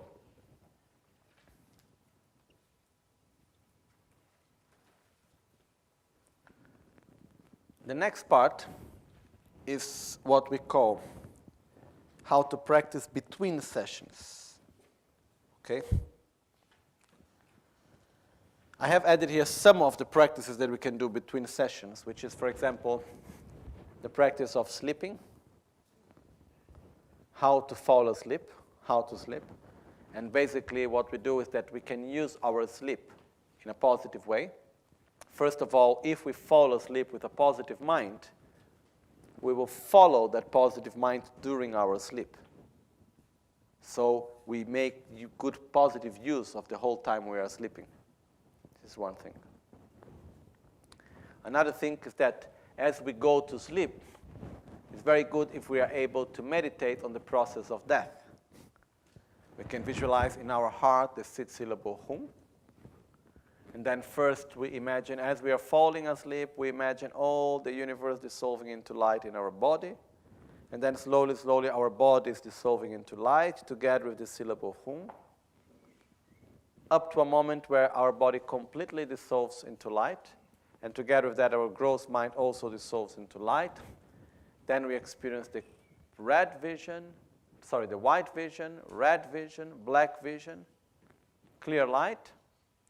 And then from the state of clear light, we awake within the dream. Okay? So if we do this really, really in the right way, what happens is that we are not supposed to visualize this. We are supposed to experience it. Because as I fall asleep, the element earth dissolves. I start to lose each one of the senses and so on. So instead of imagining the dissolution of the elements, what is possible to be done is to observe the dissolution of the elements. Okay? Most probably what will happen in the beginning is that as we start doing it, when we are able to observe the earth dissolving into water, then we fall asleep. Okay?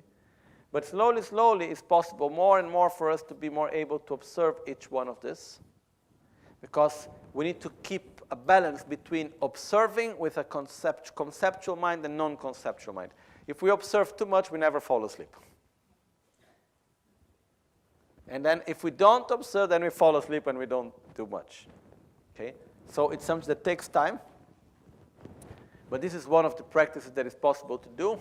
But to start, what we simply do is that we observe our falling asleep, and we visualize the hum, and we imagine all the environment dissolving, and that we will dissolve into clear light. Okay? The process of death, we simulate it as we fall asleep. And we put the intention as we fall asleep.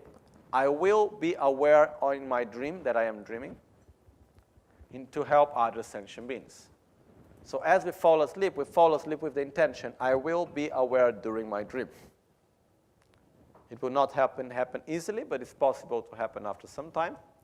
And then if we are aware during our dream, then we should generate ourselves as the deity, as one of the 5 Jnani Buddhas, or Vajradhara, or Akshobhya. We generate ourselves as the deity during the dream. And then in the dream, what we do, we go to the Pure Lands to receive teachings from the Buddhas, to make offerings. We go to help sentient beings. And then after that, there are moments where the time is finished. So we come back and we say, okay, now to help other sentient beings, I need to manifest myself in a gross form, so I wake up. And then when we wake up, as we wake up, we generate ourselves as the deity. And we imagine this is the yoga of waking. The yoga of sleeping is we simulate the process of death and we meditate on clear light. The yoga of dreaming is we simulate bardo, and we simulate ourselves as the deity with a subtle body going to the Pure Lands and going to help sentient beings. The yoga of awakening is that during the moment that we wake up, we simulate the process of rebirth in the form of a pure body as a Buddha. So, as we wake up, normally, we are waking up, first we start opening the eyes, listening to something. As we wake up, we imagine that from this deep state of consciousness, we are generating ourselves as the deity. So you already wake up as Vajradhara, or as Yamantaka, or as Vajrayogini, or as Akshobhya, or any other Buddha. Okay? It's like there is the tradition of some meditators. I know some of them like this in Tibet, for example, that they never lay down to sleep. They have some sort of a box where they stay. It's like a bed. And then when they they just sleep like this, like meditation, just do a little bit like this. And when they wake up, already waking up in the morning, which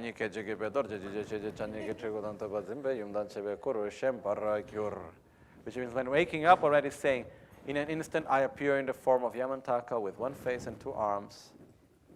Okay? So, we can lay down when we sleep. But as we wake up, when we wake up, when we open our eyes, the first thought that we do is, okay, instead of, oh, I am late, I need to do this or that. The first thought is, okay, I generate myself as the deity, as, for example, Buddha Vajradhara, or Akshobhya, or Tara, or Vajrayogini, or Yamantaka, the main practice that we are doing. I generate myself as the Buddha. In order to be of benefit for all sentient beings, I generate myself with this gross body, and I will today practice the 6 perfections in order to help every sentient being to reach enlightenment. So we wake up with that intention. So this is the yoga of awakening. Okay. Then we have the yoga of eating. Before that, as we wake up, what do we do when we wake up? We wash. Yoga of washing. How do we do that? We visualize that there is like some empowering deities with the vases of nectar. And as we are washing the face, it's like this nectar pouring and purifying all our negativities. So imagine any impurity of our mind, of our body, it's all purified in order for us to generate the right motivation. So if we have any anger or jealousy or whatever negative feeling, and even very subtle level negativities, as we wash, it is all purified. After that, we dress. The yoga of dressing. When we dress up, we imagine that the clothes that we are putting is the clothes of the deity, like an offering to the deity. And at the same time, each part of our clothes symbolizes the different qualities that we develop. So we can have jewels and so on, and this symbolizing like the 6 perfections. For example, in the monk's robes, this part which is called the sen, no, is made of 6 parts, 6 meters long, more or less. And it's symbolizing that we are being covered with the 6 perfections. Okay? And then like the skirt have some folds to the front and some folds behind, symbolizing the qualities that we need to uphold and the things that we need to abandon, the folds that are behind. So when we dress, our clothes normally in our culture don't have any specific meaning, but we can give some meaning to it. Okay? We can give some meaning as we dress up. One meaning is I dress up nicely in order to make an offering to others, in order for the pleasure and enjoyment of others, in respect for the culture where I live. At the same time, we imagine that as we dress up, we are also preparing our qualities. We are somehow loading our qualities like generosity, patience, effort, concentration. So we prepare ourselves for the day. Okay? Then we can also do, for example, when we are working, what we do is that when we interact with other people, working or not working, what we do, we always imagine Guru Buddha in our heart, and then if we see someone that is suffering, we imagine that we give light and nectar and joy to this person. And we take from that person all the suffering into us, that eliminate our selfishness, and we give all our joy and happiness and well-being to the other person. Stoneland. We do the practice during the normal day. If during the normal day there is a moment where we feel there is some attachment coming, or some jealousy, or some envy, what we do?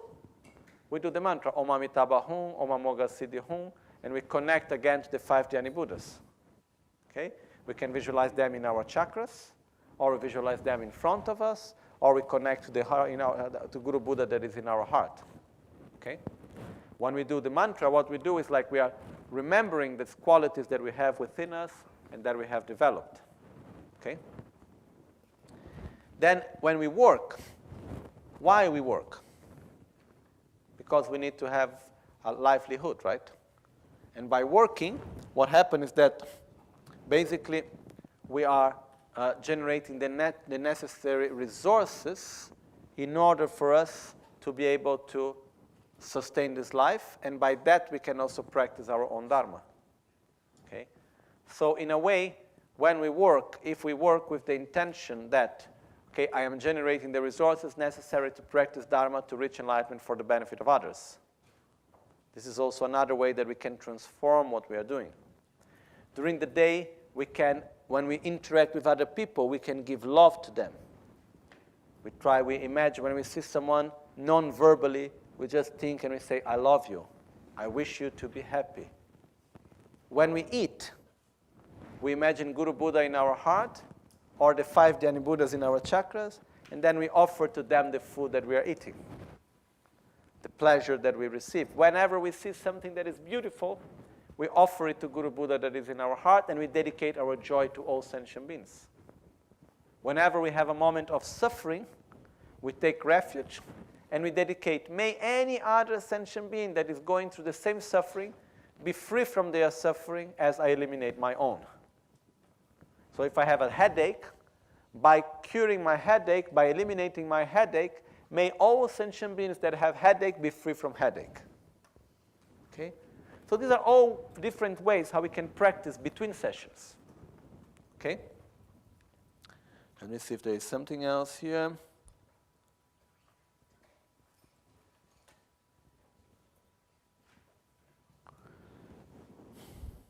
Basic is this one of the main things, and one of the important things between sessions is always to keep Guru Buddha in our heart. Okay? And we can visualize, like in the chakras of Guru Buddha, the 5 Dhyani Buddhas is also possible. So we take refuge in each one of the Dhyani Buddhas. We ask for help depending on the moment. Oh, I need stability, so we concentrate on Akshobhya in the heart. Oh, I need generosity, and we concentrate on Ratnasambhava, and like this. We use this in our daily life. We need to use the 5 Dhyani Buddhas as we do things during our daily life. Okay? So, as we see, there are many things that we can do during the day. And most of the activities that we do, we are possible to transform them. Okay? So this is what we do between the sessions. And to practice between the sessions is as important as practicing during the sessions. How many sessions do we need to do? Minimum 1, possibly 4. Okay? When we do a retreat, we do 4 sessions, which is 1 before sunrise, 1 after sunrise, 1 after lunch, after midday, and 1 after sunset. Okay? This is normally how it's done, like if when we divide the day into 4 sessions, okay? And then with the life that we have, it's difficult to practice all the time like this. But it's important for us to establish a small, short practice at least that we do every day. And that's the minimum that we will do. It doesn't matter. There will be days that I wake up and I don't feel like doing the practice. What I do? I do the practice. Okay? So, because I have a commitment. Even though I am not doing it with the right motivation, I'm not doing it with the right intention in mind, no problem, I do it. Because you stop for 1 day, you stop for 3 months. Okay? So the minimum to do is the practice of Guru Yoga. The minimum to do is take refuge. Then after we do Locha Sampo, visualize Guru Buddha, the lights and nectar that come to our chakras, then Guru Buddha come, absorb in our heart. This is the minimum. We can do Oma Guru Buddha Siddhi Hum. But the minimum is we take refuge, we visualize Guru Buddha, lights and nectar from his chakras to our chakras, Guru Buddha come, absorb in our heart. Then we do some short dedication. Okay? If we get familiarized with this, then we can do this in many moments during the day. Okay? When we eat, we make the offerings of the food, not because the Buddhas become happy when we offer, but because to whom we offer normally. We offer to the 3 jewels. We offer to our Guru, which is basically we are taking the opportunity of eating to remember our spiritual path. That's all. And by sharing, we offer to the Gurus, they bless the food, and then we dedicate it. It multiplies and dedicate it to all sentient beings. And by that, we get familiarized with the mind of giving, the mind of sharing, which is a way of accumulating merit also. Okay? So really, there are many ways that in our daily life we can practice in everything that we do, all the time. There is a difficult moment, wonderful. Let's train patience. Let's train humility. Let's train satisfaction. So it's really like if we look with this perspective, life is wonderful. We are full of possibilities, which is true. Just one thing I like to say before we conclude, then we do the tzok offering. Okay, is there a question? No? Okay. One thing I like to say is like this. These teachings, not only this, but most of the teachings that normally we share together, have been given for centuries and centuries inside monastic communities. It's not something that were shared in the lay community. So this is something very new for Buddhism, and something that Rinpoche was saying not long ago. He was saying the reason why he taught self-healing and all the rest, which is where he took the most precious things that he had, the most secret things, and he said, okay, how can I share this in a way that people can understand, in a way that people can practice? Okay. He said the reason why he did that is because after 10 years in the West, he saw that people in the West really had the intention to practice sincerely. So he said, I believe in you. That's why he taught all of this. Okay. So, for me, self-healing is like a precious, precious treasure that we receive. But we need to keep it alive. Okay. It's like more than a treasure. It's like, say, we receive like a healing plant, a healing tree. Okay. And we need to keep it alive for our generation and for the future generations. How can we keep it alive? Practicing it. Creating familiarity with it.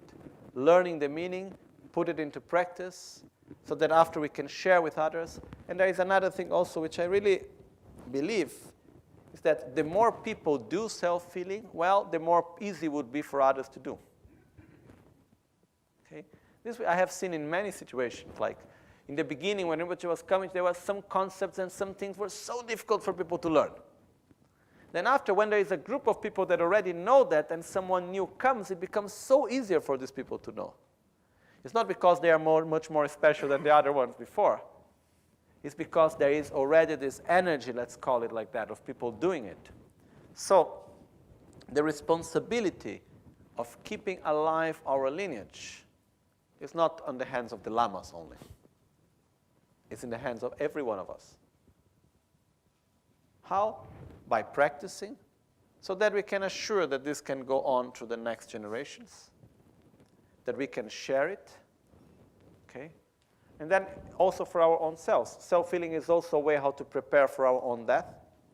He said, like, for example, when great lamas or great practitioners are dying, what is the practice that is done to accompany them during the process of death? Self-initiation, which is self-healing. Okay? The whole Vajrayana practice is what's the most high-level practice that we can do? Self-initiation. So Rinpoche has taken the most precious thing and made it accessible for us. So now when we receive it, the more, I'm quite sure, the more time will pass, the more we will see how precious it is. The more we can understand its meaning, the more we can go deep into it. Rinpoche also told me once, he said, what I did is like this sutra. Now you need to do the commentaries, which is explaining each part, giving the meaning, and so on. No? And we are extremely fortunate to have this direct transmission from Rinpoche, to be able slowly to understand the meaning. And remember that self-healing can be practiced in many levels. Very simple and very profound. It depends, as we move along our own spiritual development, it will always be there to support us according to the need of development in which we will be. Okay? So it's something which is very, very precious. I'm very happy to have the opportunity to share with you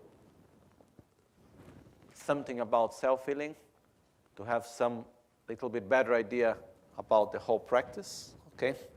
I'm sure there are many things that still can be explained and so on. This is just to share something about it, okay? And I think it is very important because it's also a way for us to acknowledge the value of it. And it's part of tradition. In tradition, we receive initiation, and then we receive the commentary, and then we need to practice. In tradition, we have three things, which is initiation, transmission, and commentary. Okay? So with self-healing, I think most of us, we have received all of it. So we have everything that we need in order to practice. Okay? Sure, some doubts can still come to our mind, which is very good, which is questions, not doubts, questions. Questions are very good. When we do questions, you write them down, and then when the first opportunity, we try to answer in the best way as possible. Okay?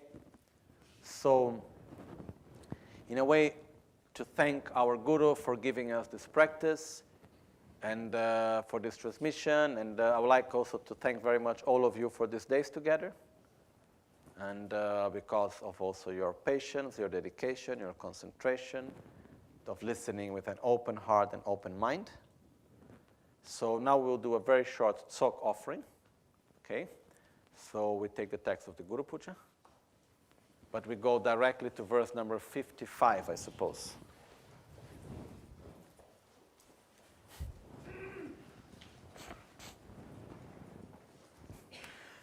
This morning we have done the preliminary practices, and in the preliminary practice we have generated the merit field, which is Guru Buddha in front of us with the 5 Dhyani Buddhas. Okay? That's why we can go directly to the Tsok offering without needing to do the whole fast, because the whole first part of the Guru Puja we already did today, but with different words. Okay? We did the preliminaries, we did the 7 limb prayers, we did all of this. Okay?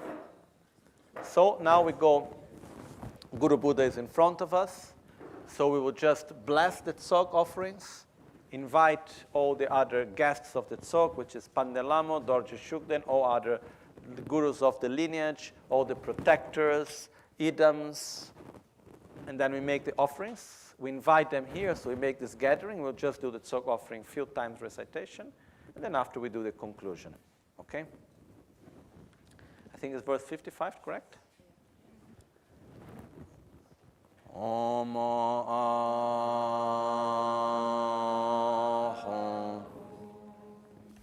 Om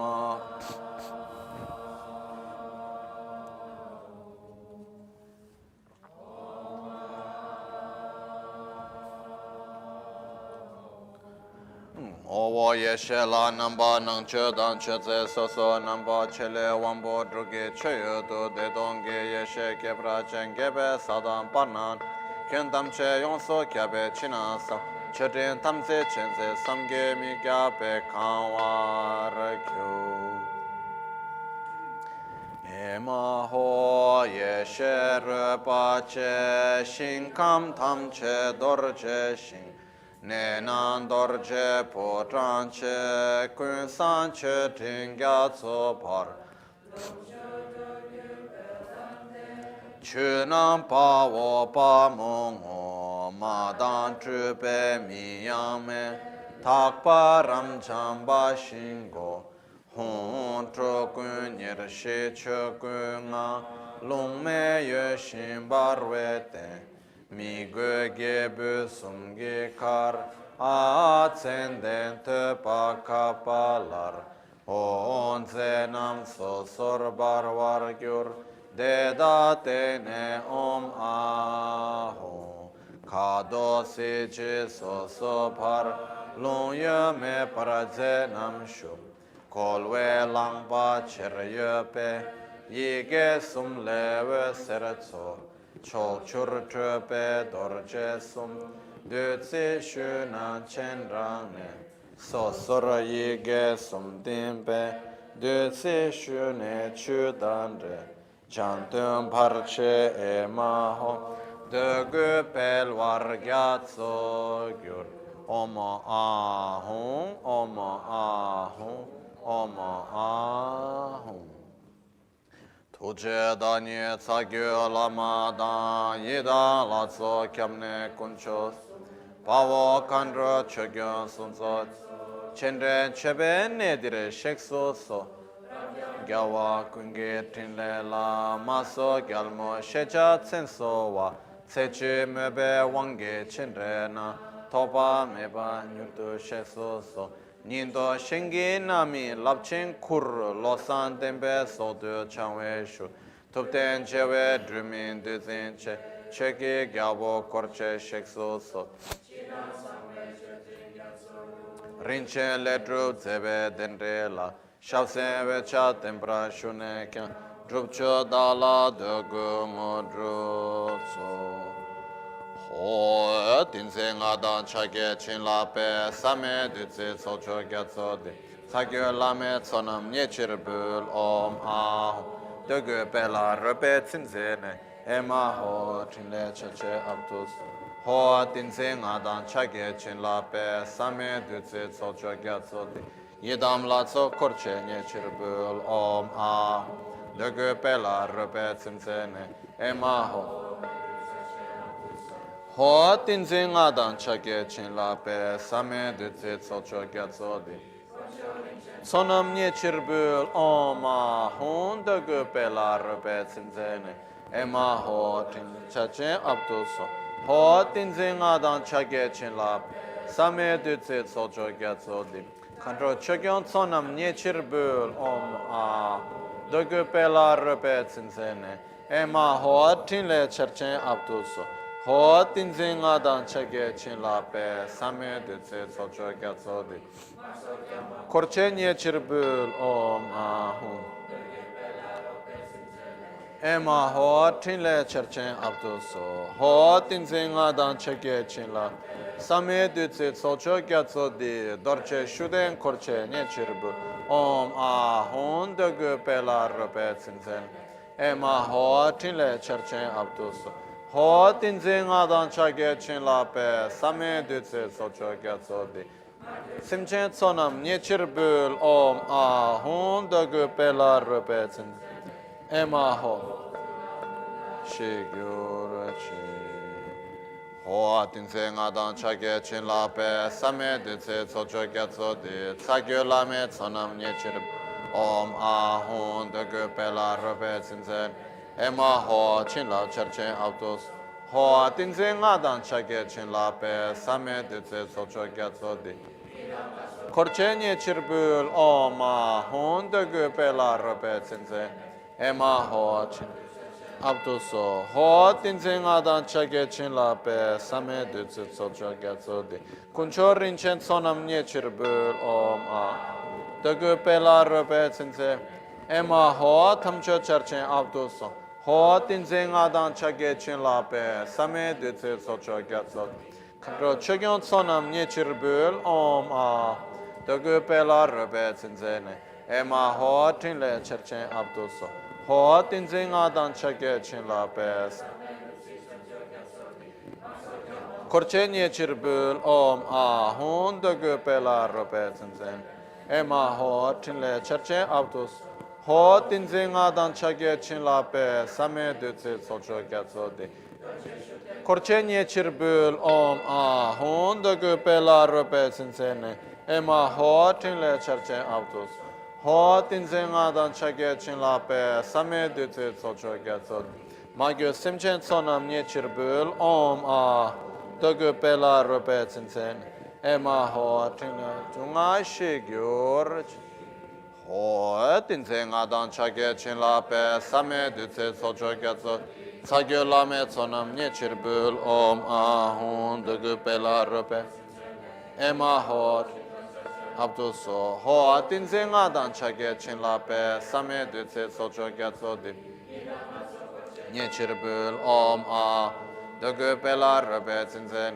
ema ho ngodrup cherchen abtus ho tinse nga dan chage chin same dutse socho gyatso de chen sonam nyechir bul om ah dogu pela repe tsinzen ema ho abtus ho tinse nga dan chage chin la pe same dutse socho gyatso de sonam nyechir bul om ah dogu pela repe tsinzen ema ho chache abtus ho tinse nga dan chage chin la pe same dutse socho gyatso de korche nyechir bul om ah dogu pela repe tsinzen ema ho tinle chache abtus Ho tin zing adan chage chin la pe same de tse so cho ke so di.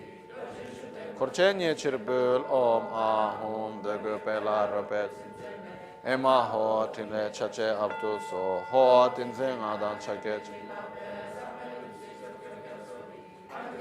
Sonam nye chirbul om ahum de gu pe la robet.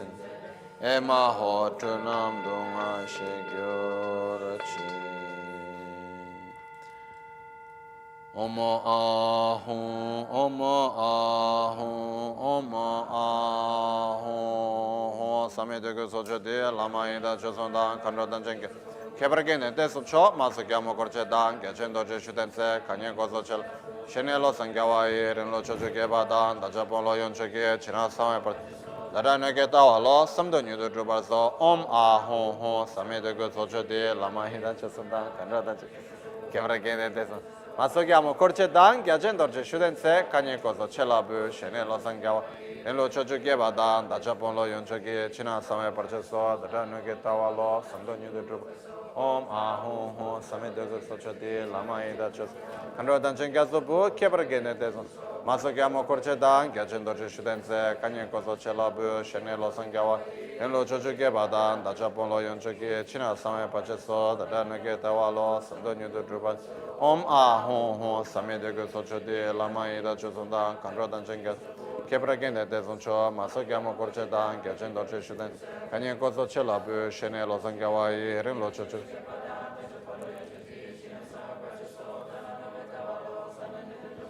Om ahum hum same de gu socho di lama ida choson dan kanro dan chenga kepra gende de son cho maso gyamo korche dan gyachen dorche shuden kanyen koso che la bu shene lo sangya wa yi lo chocho geba dan da japon lo yon choki china same parche so da no ge tawa samdo nyu do drubas omo ahum hum same de go socho di lama ida chos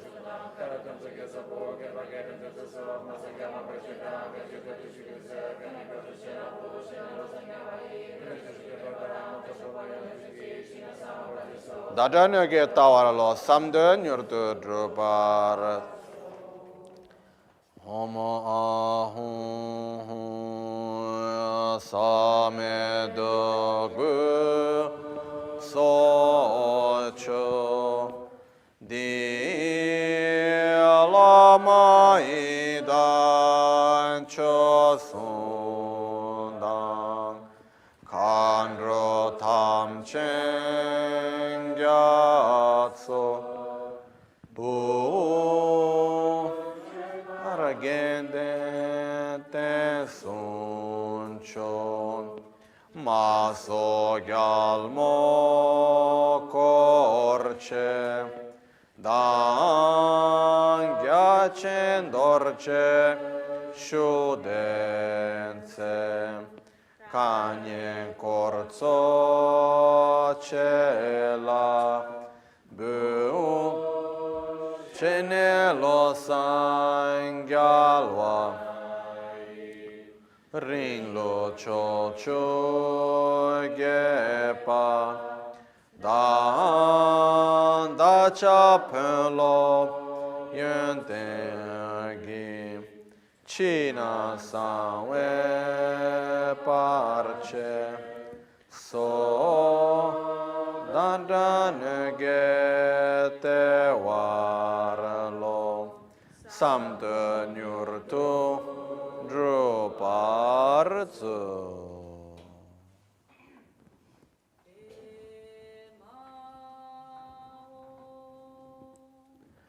Sogi kor lo che tu sun de she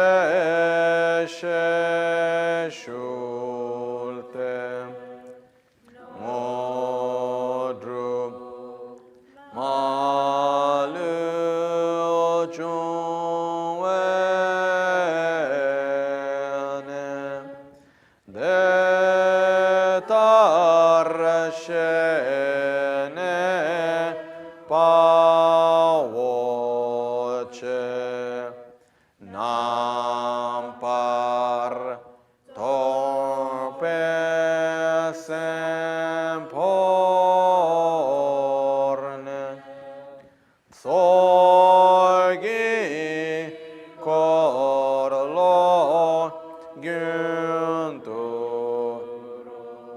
alala ho omoyo doraya je son yerme perda rang ni la malar sene asame yeshedu sidi honjan chub se leyume par lune hanam chiro aho mahasukha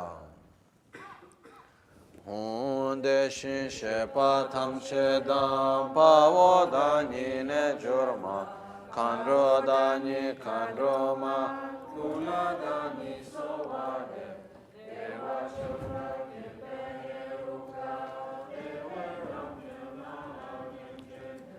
cheka shinto long chepa ini lenket jorwala shuso ala la la la ho time kandro tso namgi tsewe sila le kunzo honde shin shepa tamche da pavo dani nel giorma kandro dani kandro ma kunla dani solvade Yini rab kyepe luni kuntu yewe kargini Chagepe marupe dewache Nel giorma zo nam la che parzu Ala la la la ho Aiya a arali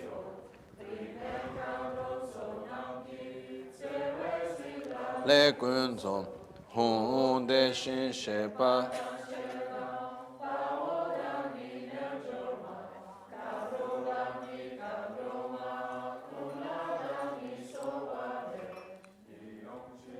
Nyamge kartema rabke gombo kyodan kanrotso dage dundo shote chin lobla lenke de chen dala tseduso ala la la la ho aiya a arali ho trime kanrotso namge sewe sila le kunzo honde shin shepa tamche da Power dani nel giorma, kandro dani kandro ma, kunla dani sovade.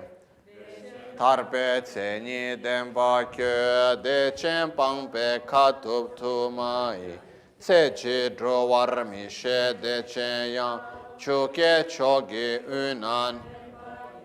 Ala la la la ho, aiya a arali ho. Time kandro tso namgi, sewe sila le kunzo, honde shin shepa tamche da, pawe dani nel giorma, kandro dani kandro ma, kunla dani sovade. Kebe pe ma shin, chakle ke kyan chakpe kyo ma gu, nel giorma cho pe me dewai, Sipe chingwa nyurdu tolwarzu, ala la la la ho.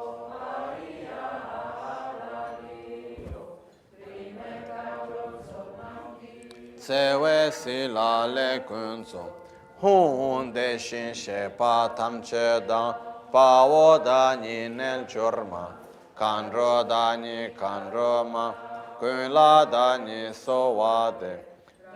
Jungne namge dranse chu pongwe tsoge kune tuwa tar tse ni dru den tsoge ke pai Chuchin pa I ro I tsimbarzo.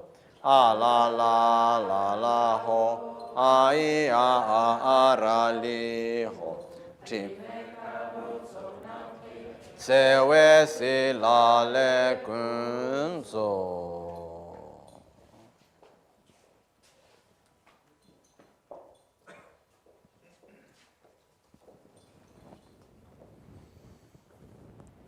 So we take now, just between we take the tsogla. If someone can start making the tsogla. And in between this, we just take the opportunity just to manage time. I see kata from the foundation, right? So we do, traditionally, since the time of Buddha never taught something that was not requested somehow. So similar to that, whenever we receive a teaching, there is traditionally the request for the teaching in the beginning. And in the end, there is, when we say thanks for the teaching, we need to,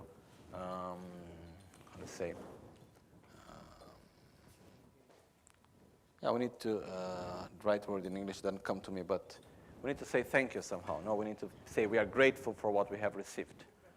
We need to, so based on this, the request for the teaching always comes naturally. For example, in the moment when I come here, in the moment that the teaching is organized and naturally based on that, okay, this time we're going to have teachings on the self-feeling, so it's naturally the request for the teaching was already done. But now, as we conclude, we have started this time with Tsok, we conclude with Tsok also, and then we do now just the part where we do the mandala offerings in order to thanks, in order to create the conditions also for us to repeat it again. Okay? So while this, if someone can just take the tsogla. Okay, perfect. Sa shi pe ki cho shi me to ta re rab lin shi ni de gen pa di sangye shin to mikte ulwarge drokunam da shingla che parasho jetsun lame kotsera. Please come back over and over again. Sure. Chile cho churge padang lo santempe drome sasongi drove takto ne gyurche yedam guru ratna mandala kam niryata yami. Okay, so now we'll do something very short. Normally, okay, Tsogla is ready, so.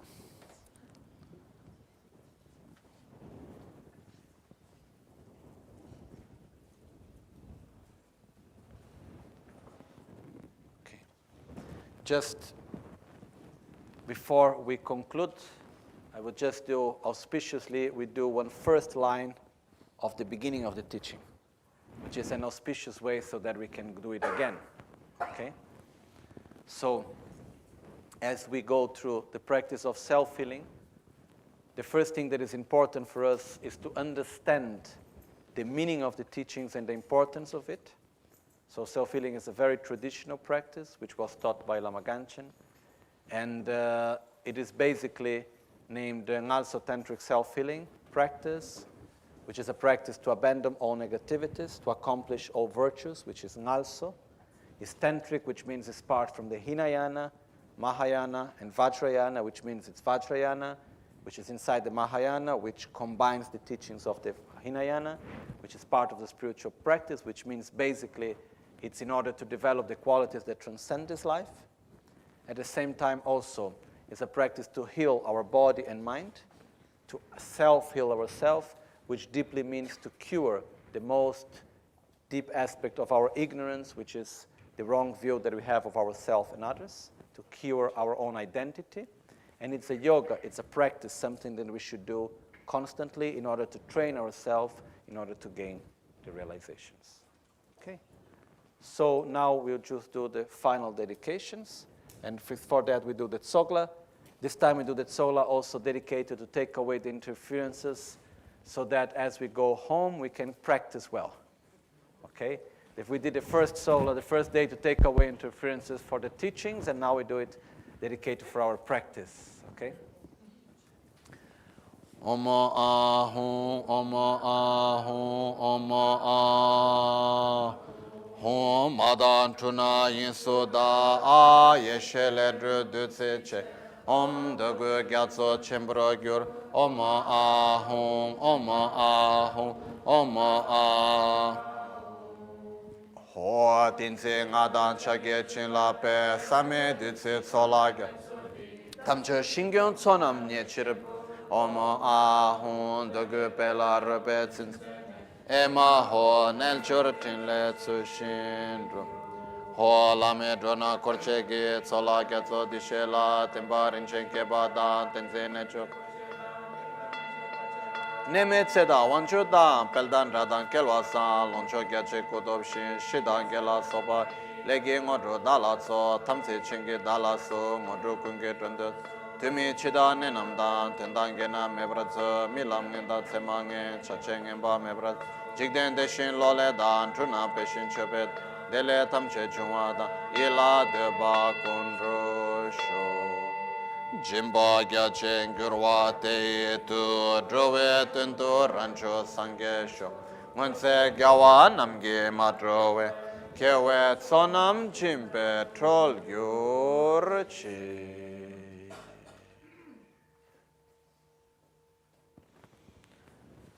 The merit-filled Guru Buddha in front of us, together with the deities invited for the tsog, our lineage gurus, the protectors, the dakas, the kinis, yidams. All the deities absorb into Guru Buddha in front of us. Guru Buddha comes towards us, enters to our crown, and joyfully sits in our heart, in an 8-petaled lotus, with a sun and a moon cushion. As Guru Buddha sits in our heart, our body, speech, and mind are deeply blessed, as we experience an infinite state of love, compassion, joy, wisdom, infinite inner space.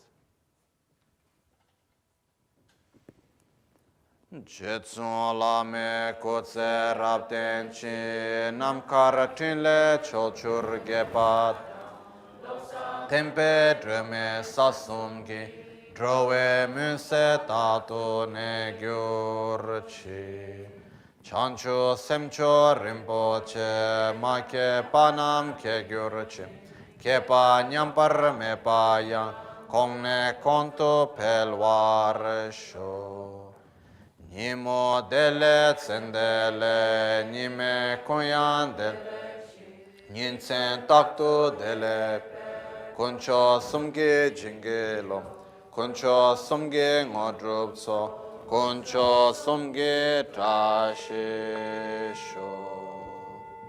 At dawn or dusk, at night or midday, may the three jewels grant us their blessings. May they help us to achieve all realizations and sprinkle the path of our lives with various signs of auspiciousness. Dutch.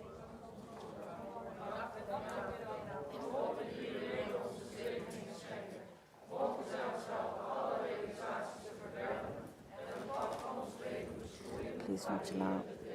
Please bless my mala and my practice and our bond, and for increasing of devotion to help you always in this life and for the association.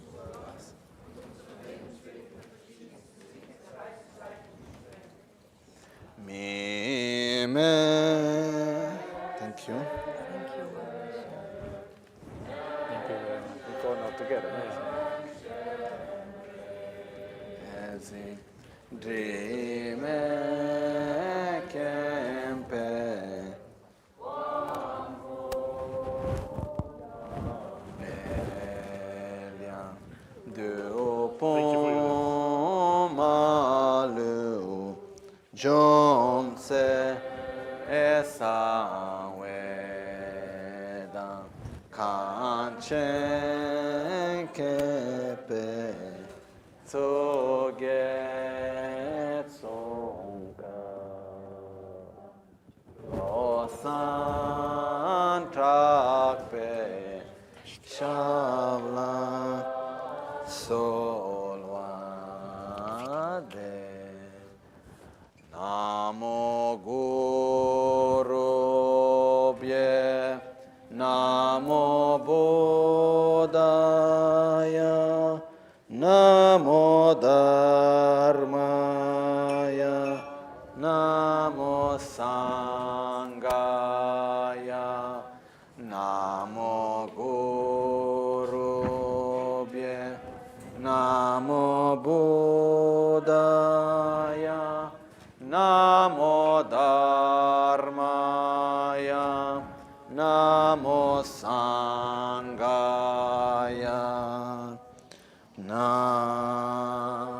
Thank you very much. Yeah. Namo Buddhaya Namo Dharmaya Namo Sangaya Namo Triratnaya.